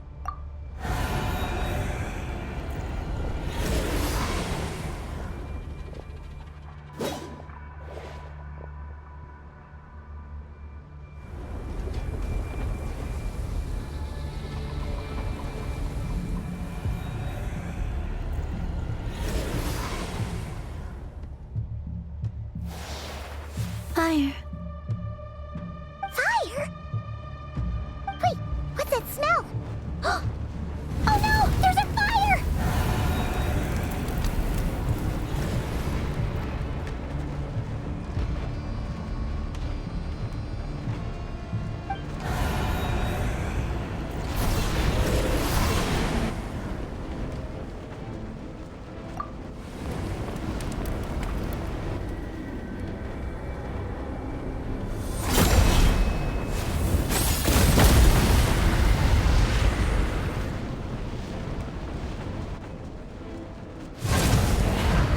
Sandrone was right. You look weak, Columbina. The old you would never have let such lowly creatures bar your way. Word has it that you did something for the Tsaritsa, and that's why you've lost most of your power. Freedom comes at a heavy price, doesn't it? It's Arlecchino! You came! Hello again, Columbina. And greetings, guests of the House of the Hearth. It's been a while, Arlecchino.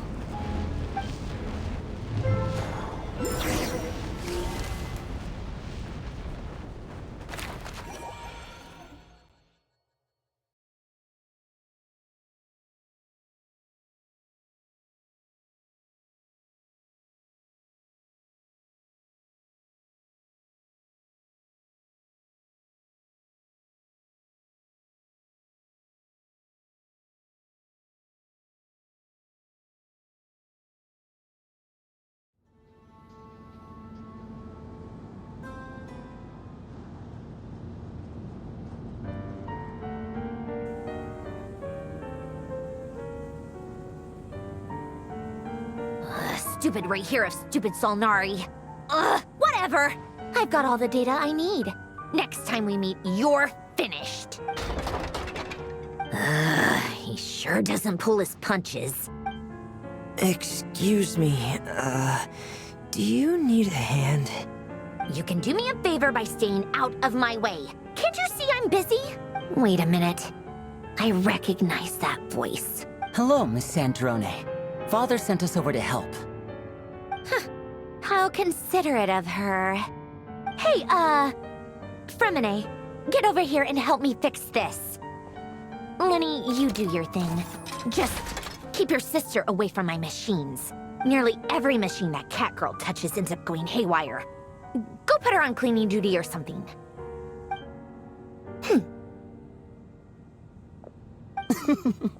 Then let's start downstairs. Fremine, we'll leave this place to you. You've got it. Wait a second. Pretty sure there's still some tea in the cupboard. If you want some, you'll have to make it yourselves.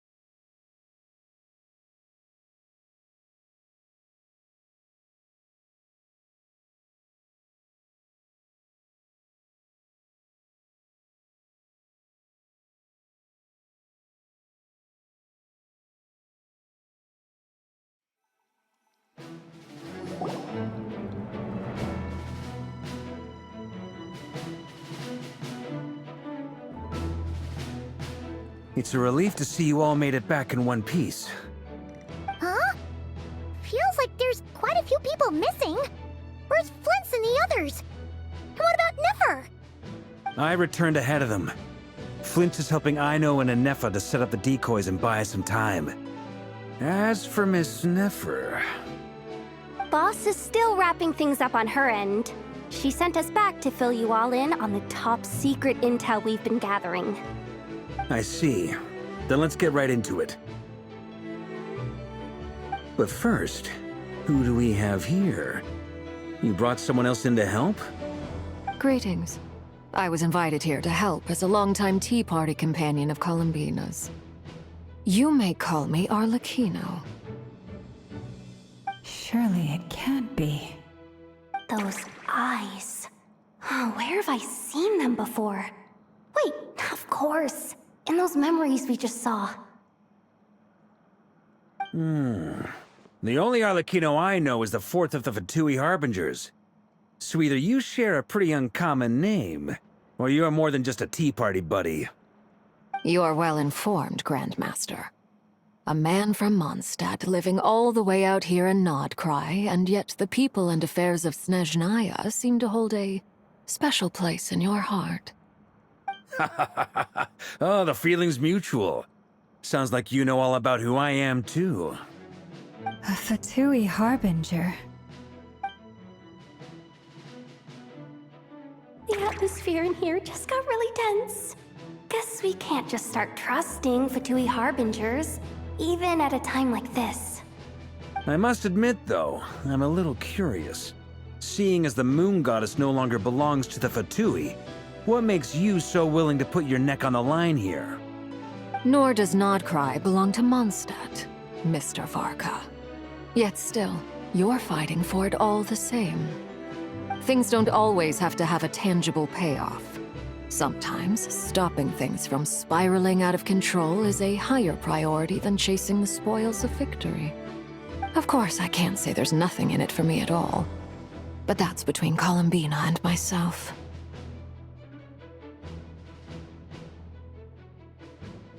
Forgive me. I don't mean to doubt you. It's just that the Fatui really have been the source of many of our troubles. We have our own way of doing things here in Nodcry. But ever since they arrived, the Fatui have treated us with nothing but hostility.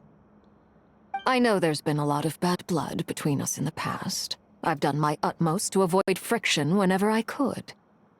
But sometimes fundamental conflicts of interest simply can't be settled amicably. That's why I'm here solely in a personal capacity. This has nothing to do with the Fatui. As a gesture of good faith, I'll be frank. I can help Columbina track down the iridescent moon's marrow, which will help her restore more of her power. Anyway, what else is on the agenda? Let's begin. She says she'll be frank, then completely skips over the details. Looks like she doesn't want to give away too many secrets after all. But she clearly wants to change the subject. It'd be awkward if I tried to bring it up again now. I guess we'll just have to go along with it. She's the fourth of the Fatui Harbingers after all.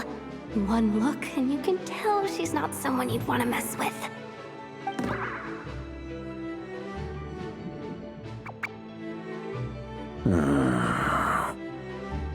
Well, since Miss Arlecchino sounds confident in her ability to handle that, we'll proceed to the next topic. Yehuda, time to share that top-secret intel. All right, listen up, everyone. First, we now know that Rerir was originally a Conrian secret agent whose primary mission was to hunt down and assassinate the so-called Dregs of the Crimson Moon.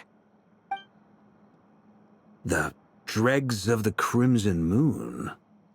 Mm-hmm. In the memories, there was a lot of talk about the Crimson Moon and Eclipse, and a whole bunch of other stuff from the time of Conria.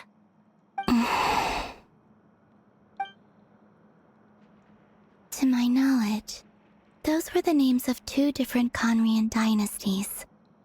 Long, long ago, it is said that the people of Conria worshipped the Crimson Moon, drawing a mysterious power from its reflection. But one day, a coup saw the Crimson Moon eclipsed, hence the name of the new dynasty that replaced it, and how it became the new emblem of Conria. Still, long after the Crimson Moon dynasty had fallen, the last ruler of the Eclipse dynasty, the Vinster King, still coveted the secrets it left behind. So, he sent the Rehir of Solnari to secretly hunt down the Crimson Moon's few remaining followers. In those days, Rerir showed no signs of madness. In fact, he was as normal as any other person. Oh, and he had a fiancé, or at least a would-be fiancé, called Tholindis. What's the matter?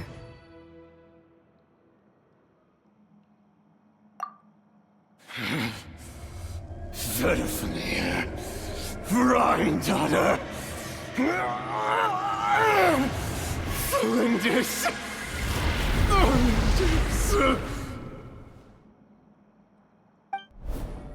Interesting. Anything else? What about this would-be fiancée of his?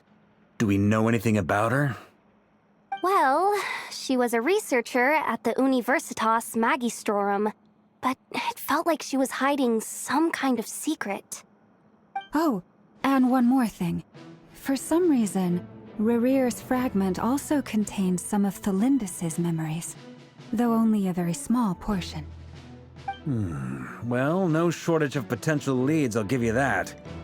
In any case, it sounds like we can conclude that while Thelindis was still around, Rerear appeared to be lucid and quite normal. Thelindis, it seems, must have been the one thing in this world that he couldn't let go of. Tell me though, were these pure-blood Conorians we're talking about here?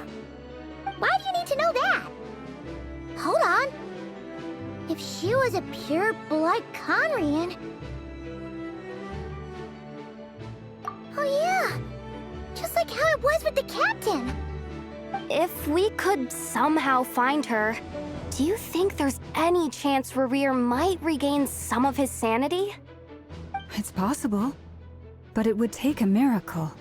We can't pin all our hopes on that. That merchant who Nefer knows, Dori Sangama Bay.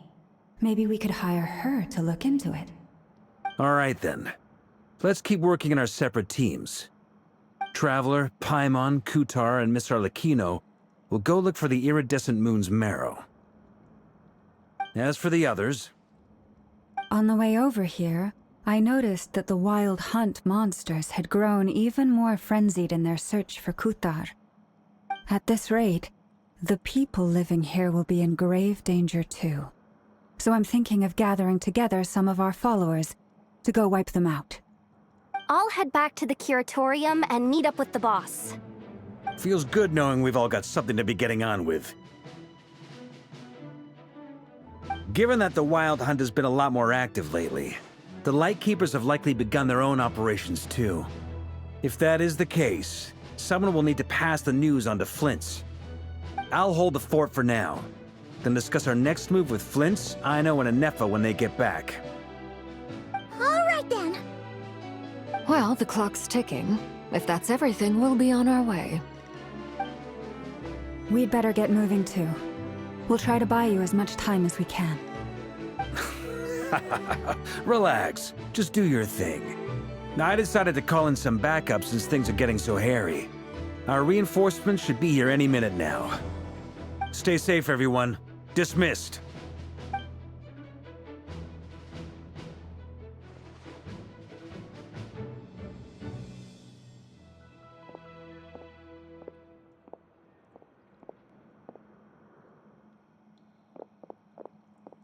We're back. Did we get here a little early? Or a little late? A tad late. The others have already set off. To summarize, our resident moon goddess has found us a new ally, and Boss Nefer has uncovered some promising info. Everything going smoothly on your end? Not great. I don't know how long we can stall them for.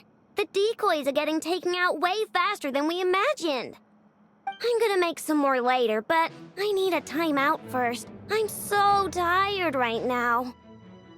Oh, right! Inefa, could you fill in Uncle Varka on what we just discussed with Flint's? Sure. Uncle Varka, you previously told us about how when you went to investigate a source of the Wild Hunt in Amsvartnir, you discovered that it was just a diversion. But according to Flint's intel, several outbreaks of the Wild Hunt had already occurred in Nodcry in the period leading up to that. That was before Rerear had regained his body, when he was far from regaining his full strength. In other words, in theory at least, he still lacked the means to act in two places at once. Flint's, with everything that's been happening, the Lightkeepers across Nodcry are rallying to fight back against the Wild Hunt. They're gonna need your help. I know, I'm sure you're capable of coming up with something far more effective than decoys. But for now, you should stay here and get some rest. And Effa and I will head back over to Amsfartnir to see if there's anything I missed. I told you Uncle Varka would say that, didn't I? A deal's a deal. Not a word about my snack intake for the next week. Database updated. Reliability of Aino's predictions increased. What does that mean? They were betting on how you'd respond after hearing their intel. It's the obvious choice, isn't it? That's hardly worth betting on. We already decided that Anefa should go investigate the situation over at Amsfartnir on her own. You might as well stay here and keep watch. Someone needs to hang back and oversee our strategy meetings. And besides, you still haven't fully recovered from ambushing Rerir. So I've ended up with the easiest assignment. Well, I appreciate it, everyone. See you when you get back.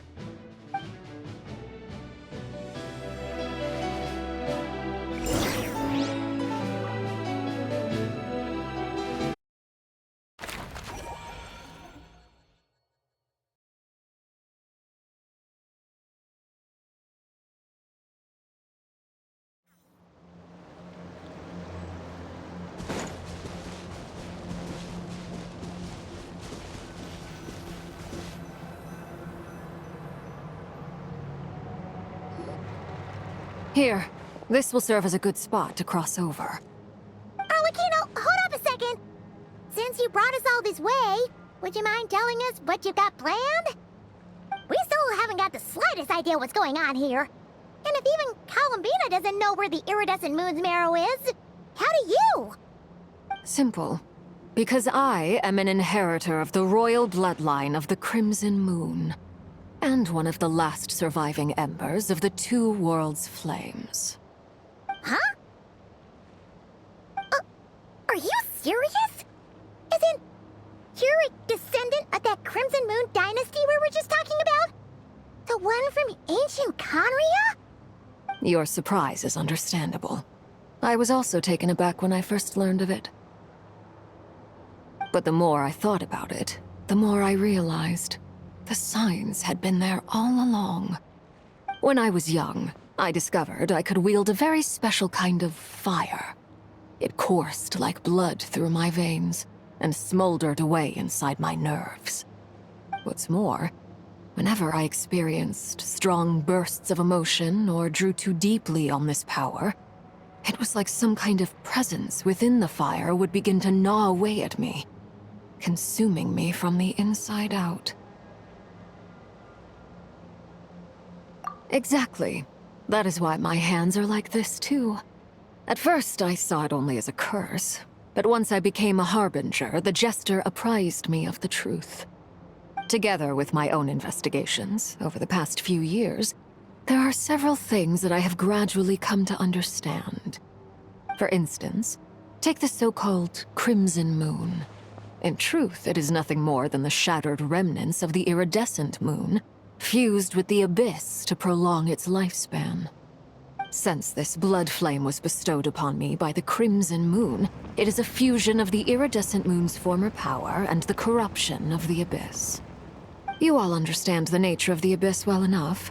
I draw upon its power, and in return, it hungers for my soul. This strange blackness is the mark of corruption it has left behind.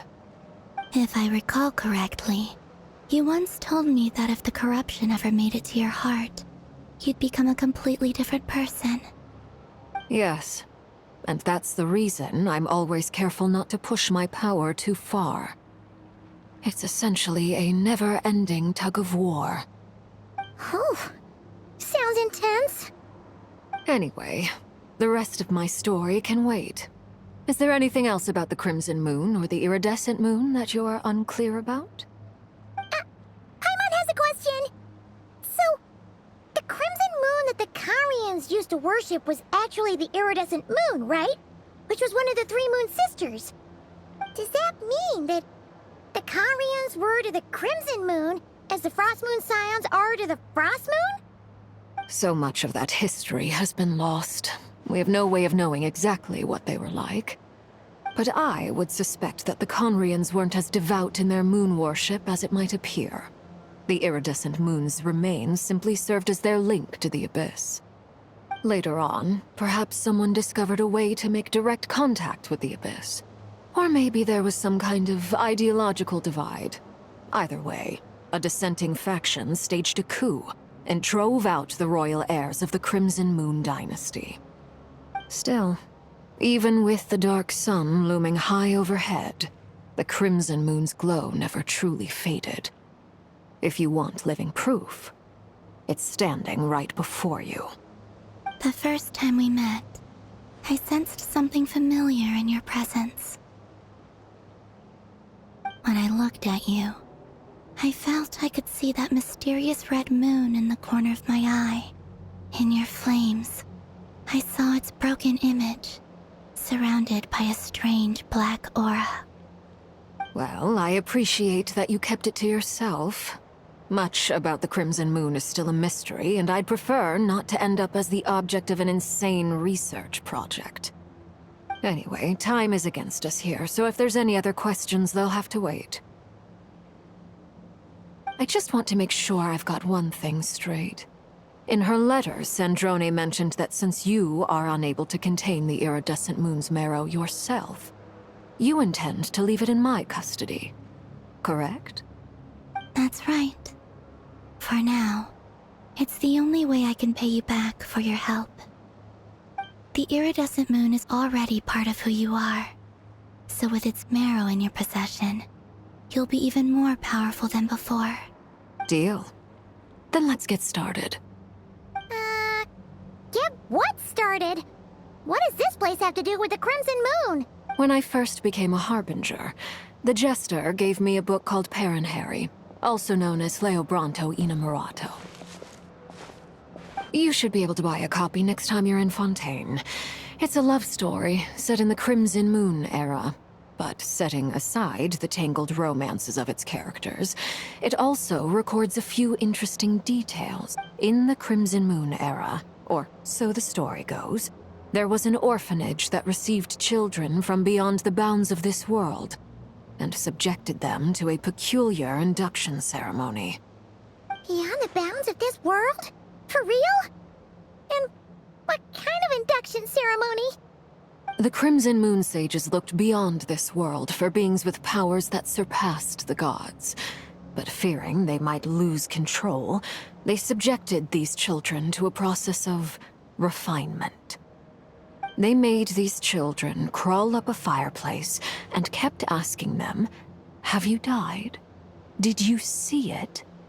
Until they finally admitted to having died and seen a crimson moon. The adults embraced the children who passed the ritual, telling them, "Within the fireplace, you have traversed the flames between two worlds. Here and now, you are born anew." The book leaves much unsaid, but I suspect that this was their way of branding the children they had enrolled, leaving an indelible mark upon them so that they would forever live in the Crimson Moon's light. That explains why I can't sense the Crimson Moon's marrow in this world. It makes sense that it would be sealed in a special space that can only be accessed temporarily through some kind of ritual. But there's no fireplace here. Do you see a chimney anywhere? Oh, are we supposed to build it ourselves? Okay, fine. Paimon will go find some bricks. That won't be necessary. The fireplace is purely symbolic. The key to the ritual is crossing the flames between two worlds. In other words, the flames that burn within me.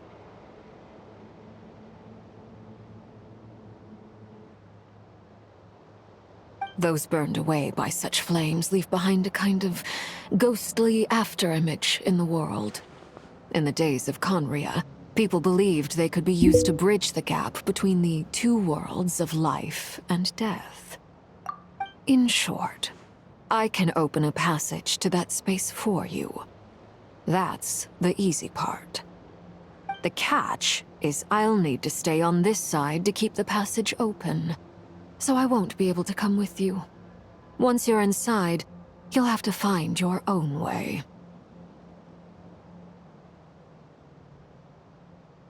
Very well. Then I'll open it up. Traveler, spare me a little more moonlight if you would. I may need it.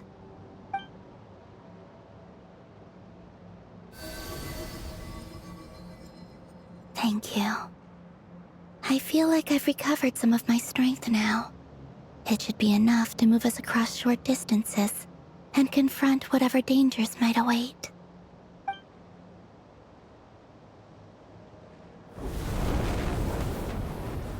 Mistress of the 7 hues of ages past, Great Mother of the present, crimson-clad sovereign of the 2 realms, by fire severed, by fire renewed, I offer myself now and beseech your descent.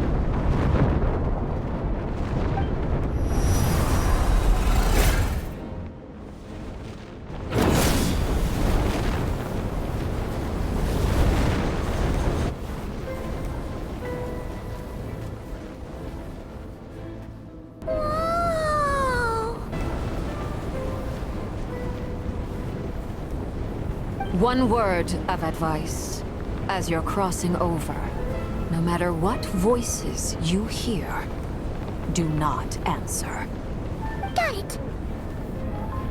I sense a sinister gloom inside, but also the familiar light of the moon. I feel that I am about to meet an old friend who has changed beyond all recognition. All right, let's go.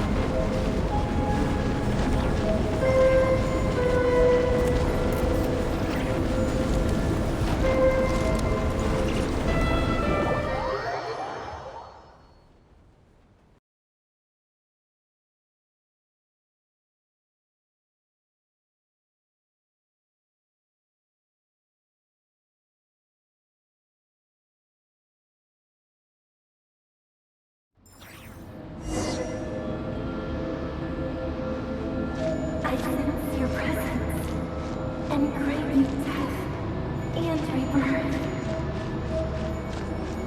Wait, why are you?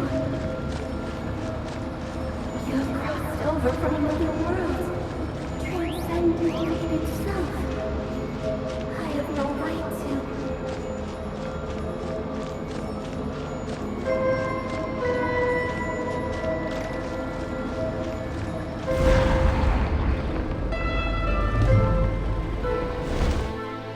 Hey!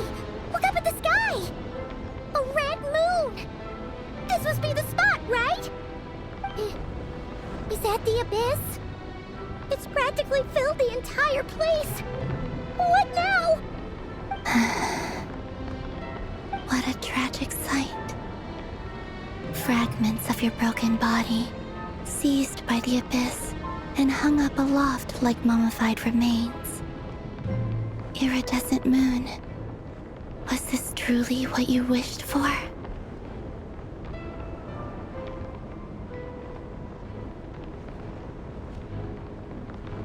Careful!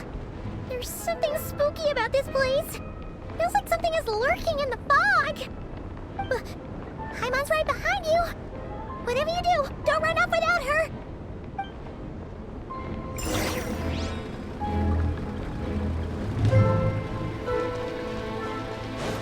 By the way, Alabina, didn't you tell us that the iridescent moon had shattered into pieces? The moon up there looks pretty whole to Paimon. How is that possible?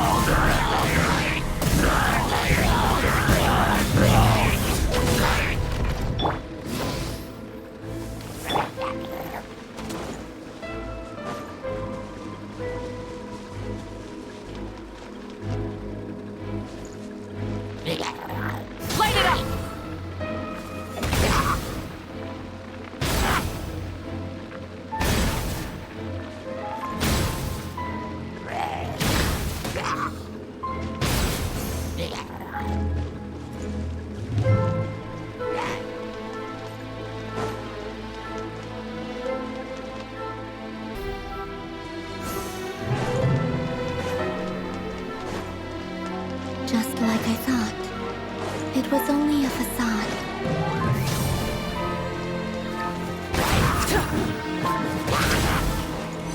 Pyroclastic surge!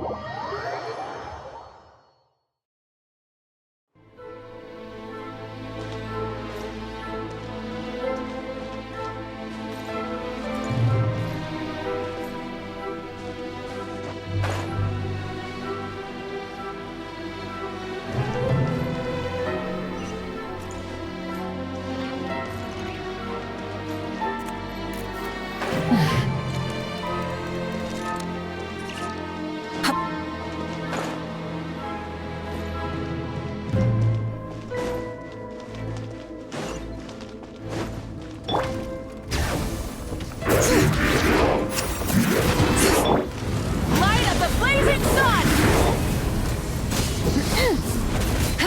Full throttle! No more mistakes!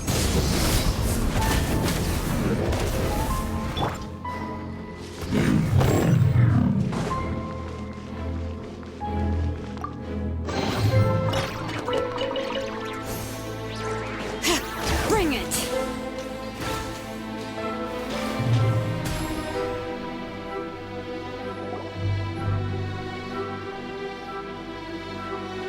Huh? Huh? For real? That's way too high! There's no way we'll be able to reach it! No. I'm not sensing anything up there. It's coming from under the mountain. Let's see... Ah! There's some kind of weird shadow over the water! Wait, see that? Looks like a mechanism of some sort. Let's check it out!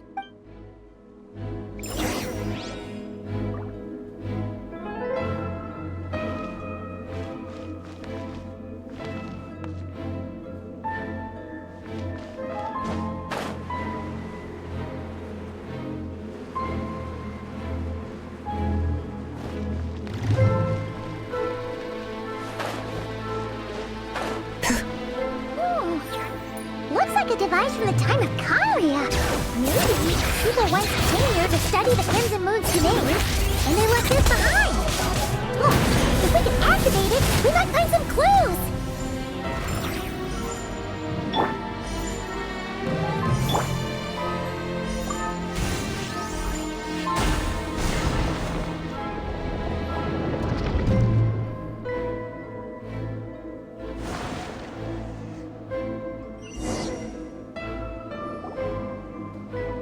Hey, look at that! Now that the mechanism's running, the shadow in the water looks different. Do you think these mechanisms might be the key to unlocking the secret? Let's try to find more of them! Thalindis, we'll leave the rest of the research in your hands. We'll be heading back now. I hope this isn't ruining date night. Ugh. Mind your own business. Just leave me some snacks on the table. Thalindis? Is that Rear's girlfriend? How come we're hearing her voice here? Oh yeah! So, do you think she was studying this strange space all along? The Abyss has made this space extremely unstable. Maybe that's why some of the things she said and did were preserved here. Like echoes. Or after images. Whenever I see this view, it takes me back to a poem from my childhood. Waning moon, oh lifeless damsel, weeping on the mountain crest. Mourning still in wistful tone, her fragile soul now laid to rest. For me, of all people, to be here investigating the mysteries of the Crimson Moon space, Is it a coincidence? Or something more?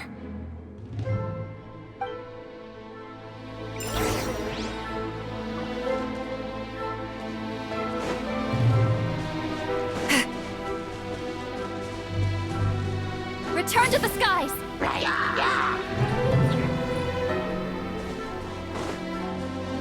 Fulfill our pact!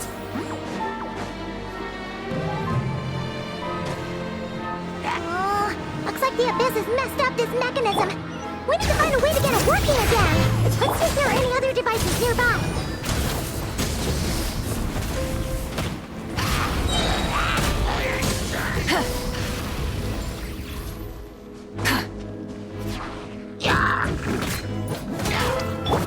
Bring it! Light it up!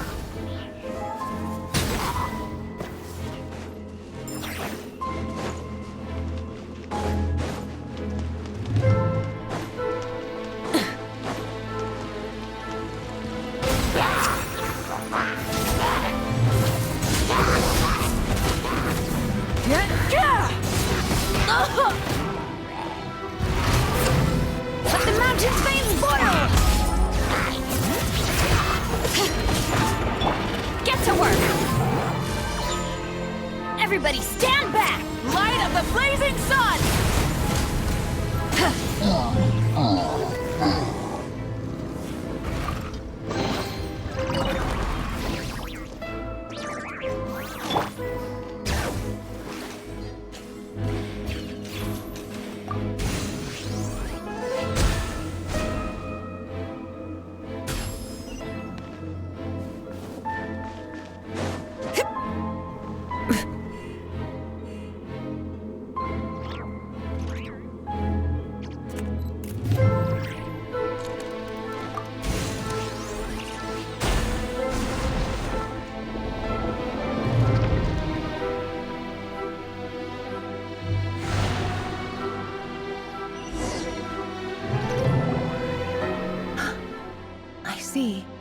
So the moon marrow, or rather the power of the 3 moons, is the key to unlocking...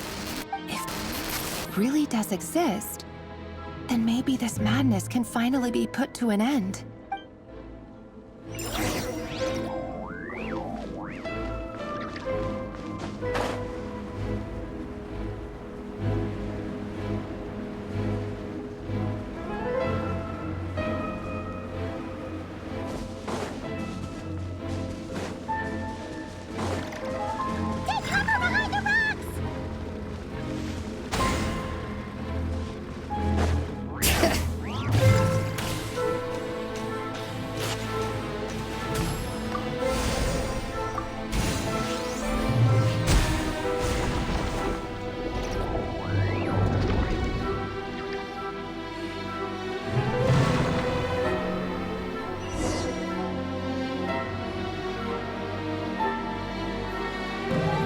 With the Abyss inhibitors in place, I should be able to access the chamber with the moon marrow.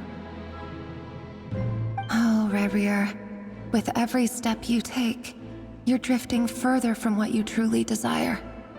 But you're not the root of the problem. Ever since that outsider set foot in Conria, the Vinster King has sunken deeper into madness. If only I could get my hands on that outsider.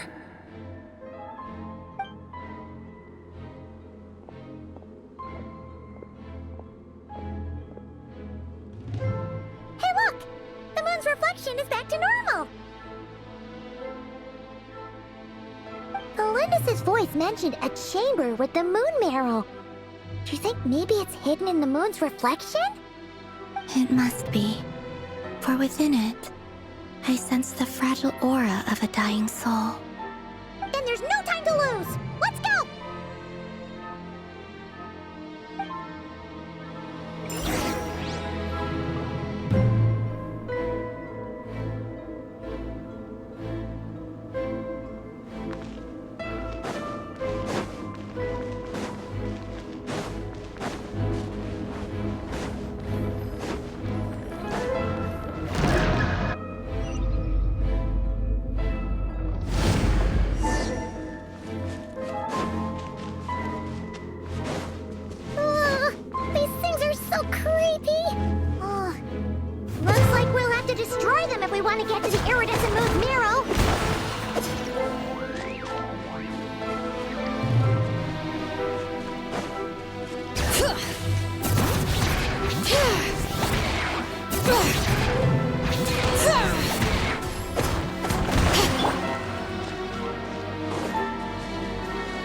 That must be the iridescent moon's mirror! Oh, we'll need to destroy these things before we can reach it!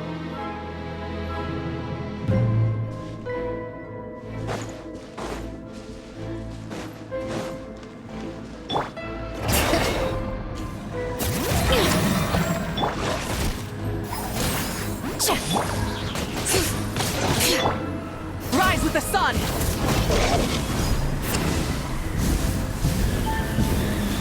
Pyroclastic surge!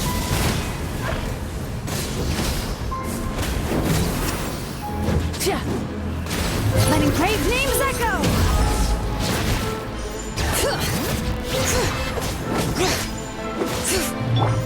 Show no mercy! Full throttle!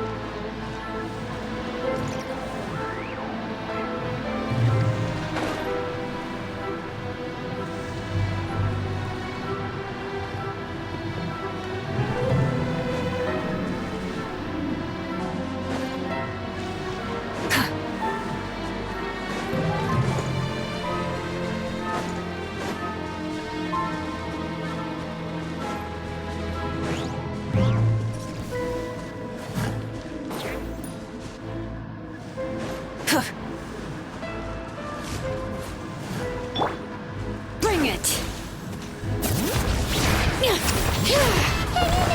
We're so close!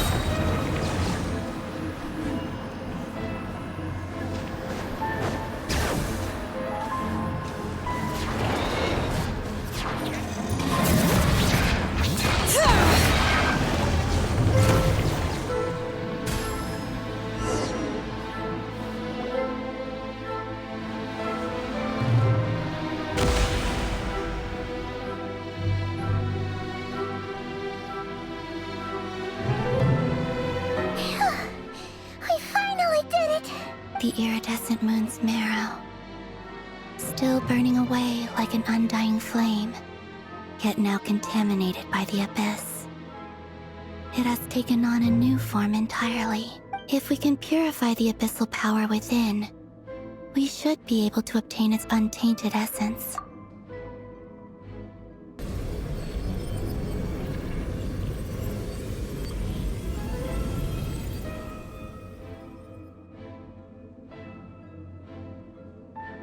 It's so cold. Is it you? Are you here? Huh? Are you talking to us? At long last, I can see you once more. Our fates have crossed, and I am finally free. I'm sorry, I lied to you. Even knowing what was to come, I still couldn't let go of the fear in my heart. As death drew near, the moment the moon shattered, my body began to split apart piece by piece.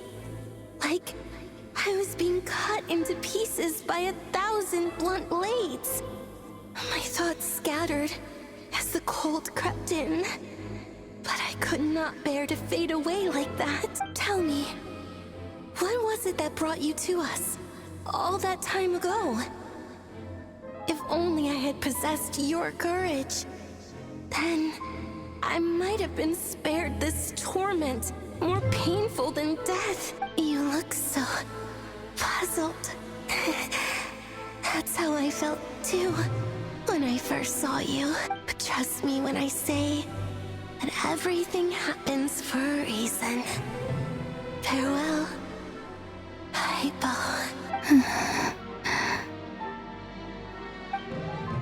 What was that all about? Was that the goddess of the iridescent moon? It sounded like she was speaking to a long-lost friend. But none of us have ever met her before, right? Perhaps.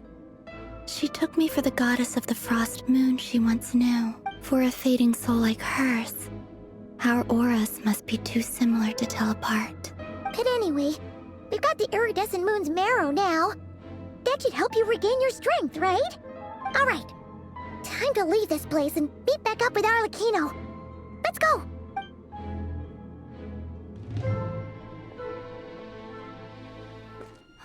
That's odd. This place looks different than when we came in. Waning moon. Huh? Oh, lifeless damsel. Oh.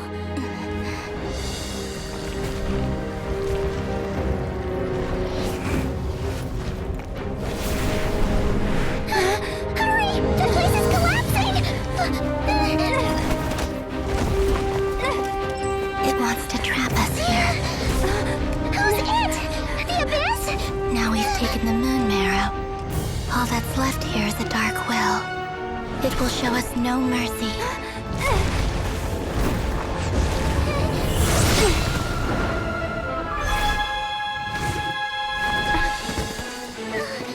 Give it back!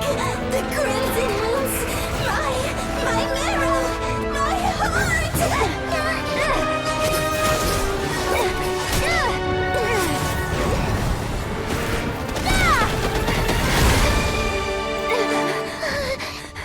Finally!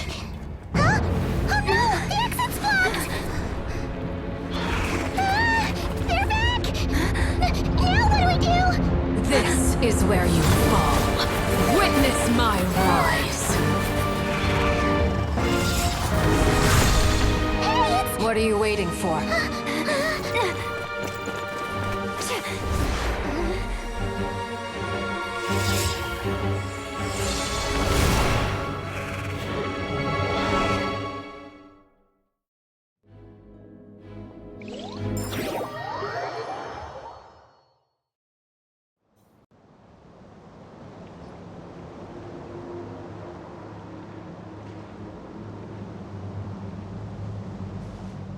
Oh, we made it!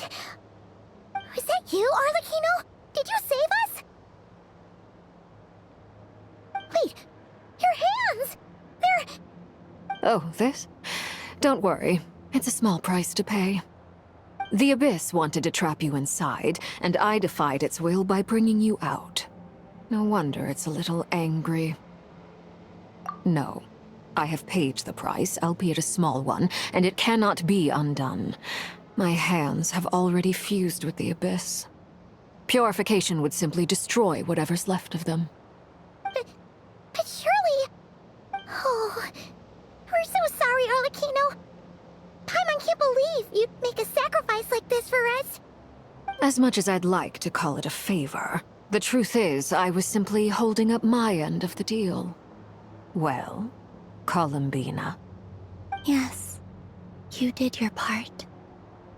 And as promised, I will leave the iridescent moon's marrow in your care.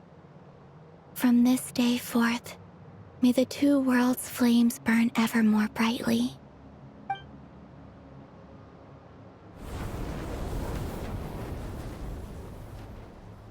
I'll take that as a blessing. Now, Columbina, give me your hand. Accept this moonlight I offer in return.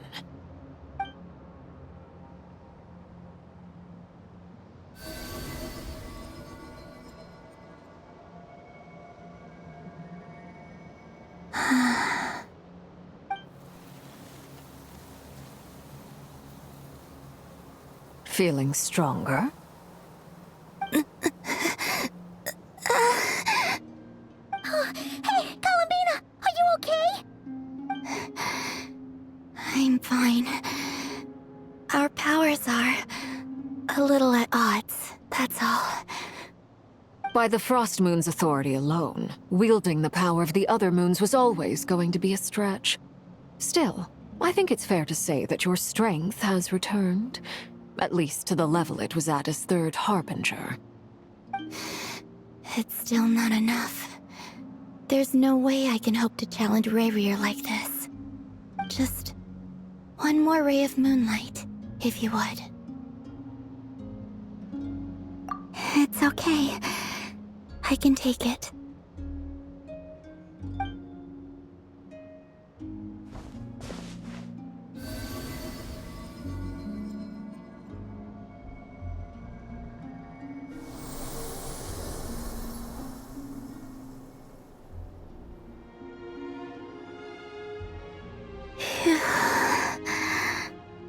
How about now? Fighting fit? At the very least, I won't have to stay hidden like before. I want to see him gone from Nodcry. The Rayheer of Solnari and his wild hunt must be sent back where they belong. Well, it's good to have something to aim for. You certainly seem more alive now than you did earlier. When I first met you, you didn't strike me as a ray of moonlight. More like a wisp of fog drifting in from who knows where, ready to scatter at the first sign of a breeze. But now, you're full of vitality. Just like the frost moon, once the brightest of them all. May you keep shining, Columbina. This is who you are. Thank you. Look after yourself too, Arlecchino. I know you have plans of your own, and that's why you're always seeking to grow stronger. But whatever you're after, don't let the Abyss take a hold of you. I do not wish to see you go down the same path as Rayrier. I appreciate the concern, Columbina. Although perhaps it's time you took a new name. A new name? Kutar, the Moon Maiden, Columbina, they're nothing more than code names. They describe who she is and the roles she's played, but they're not her real name. We often use code names in the House of the Hearth, too. But it's knowing your real name that keeps you grounded. Up till now, you've been living a wandering life, so you've probably never really cared. All I'll say is this. Once you've defeated Rayrier, give it some thought. All right, that's it from me. I'll get you back safely first, then go meet up with Sandrone. You're the best! I appreciate the gesture. It speaks to your good character. Anyway, let's get going. There are more urgent things to do right now than trade compliments.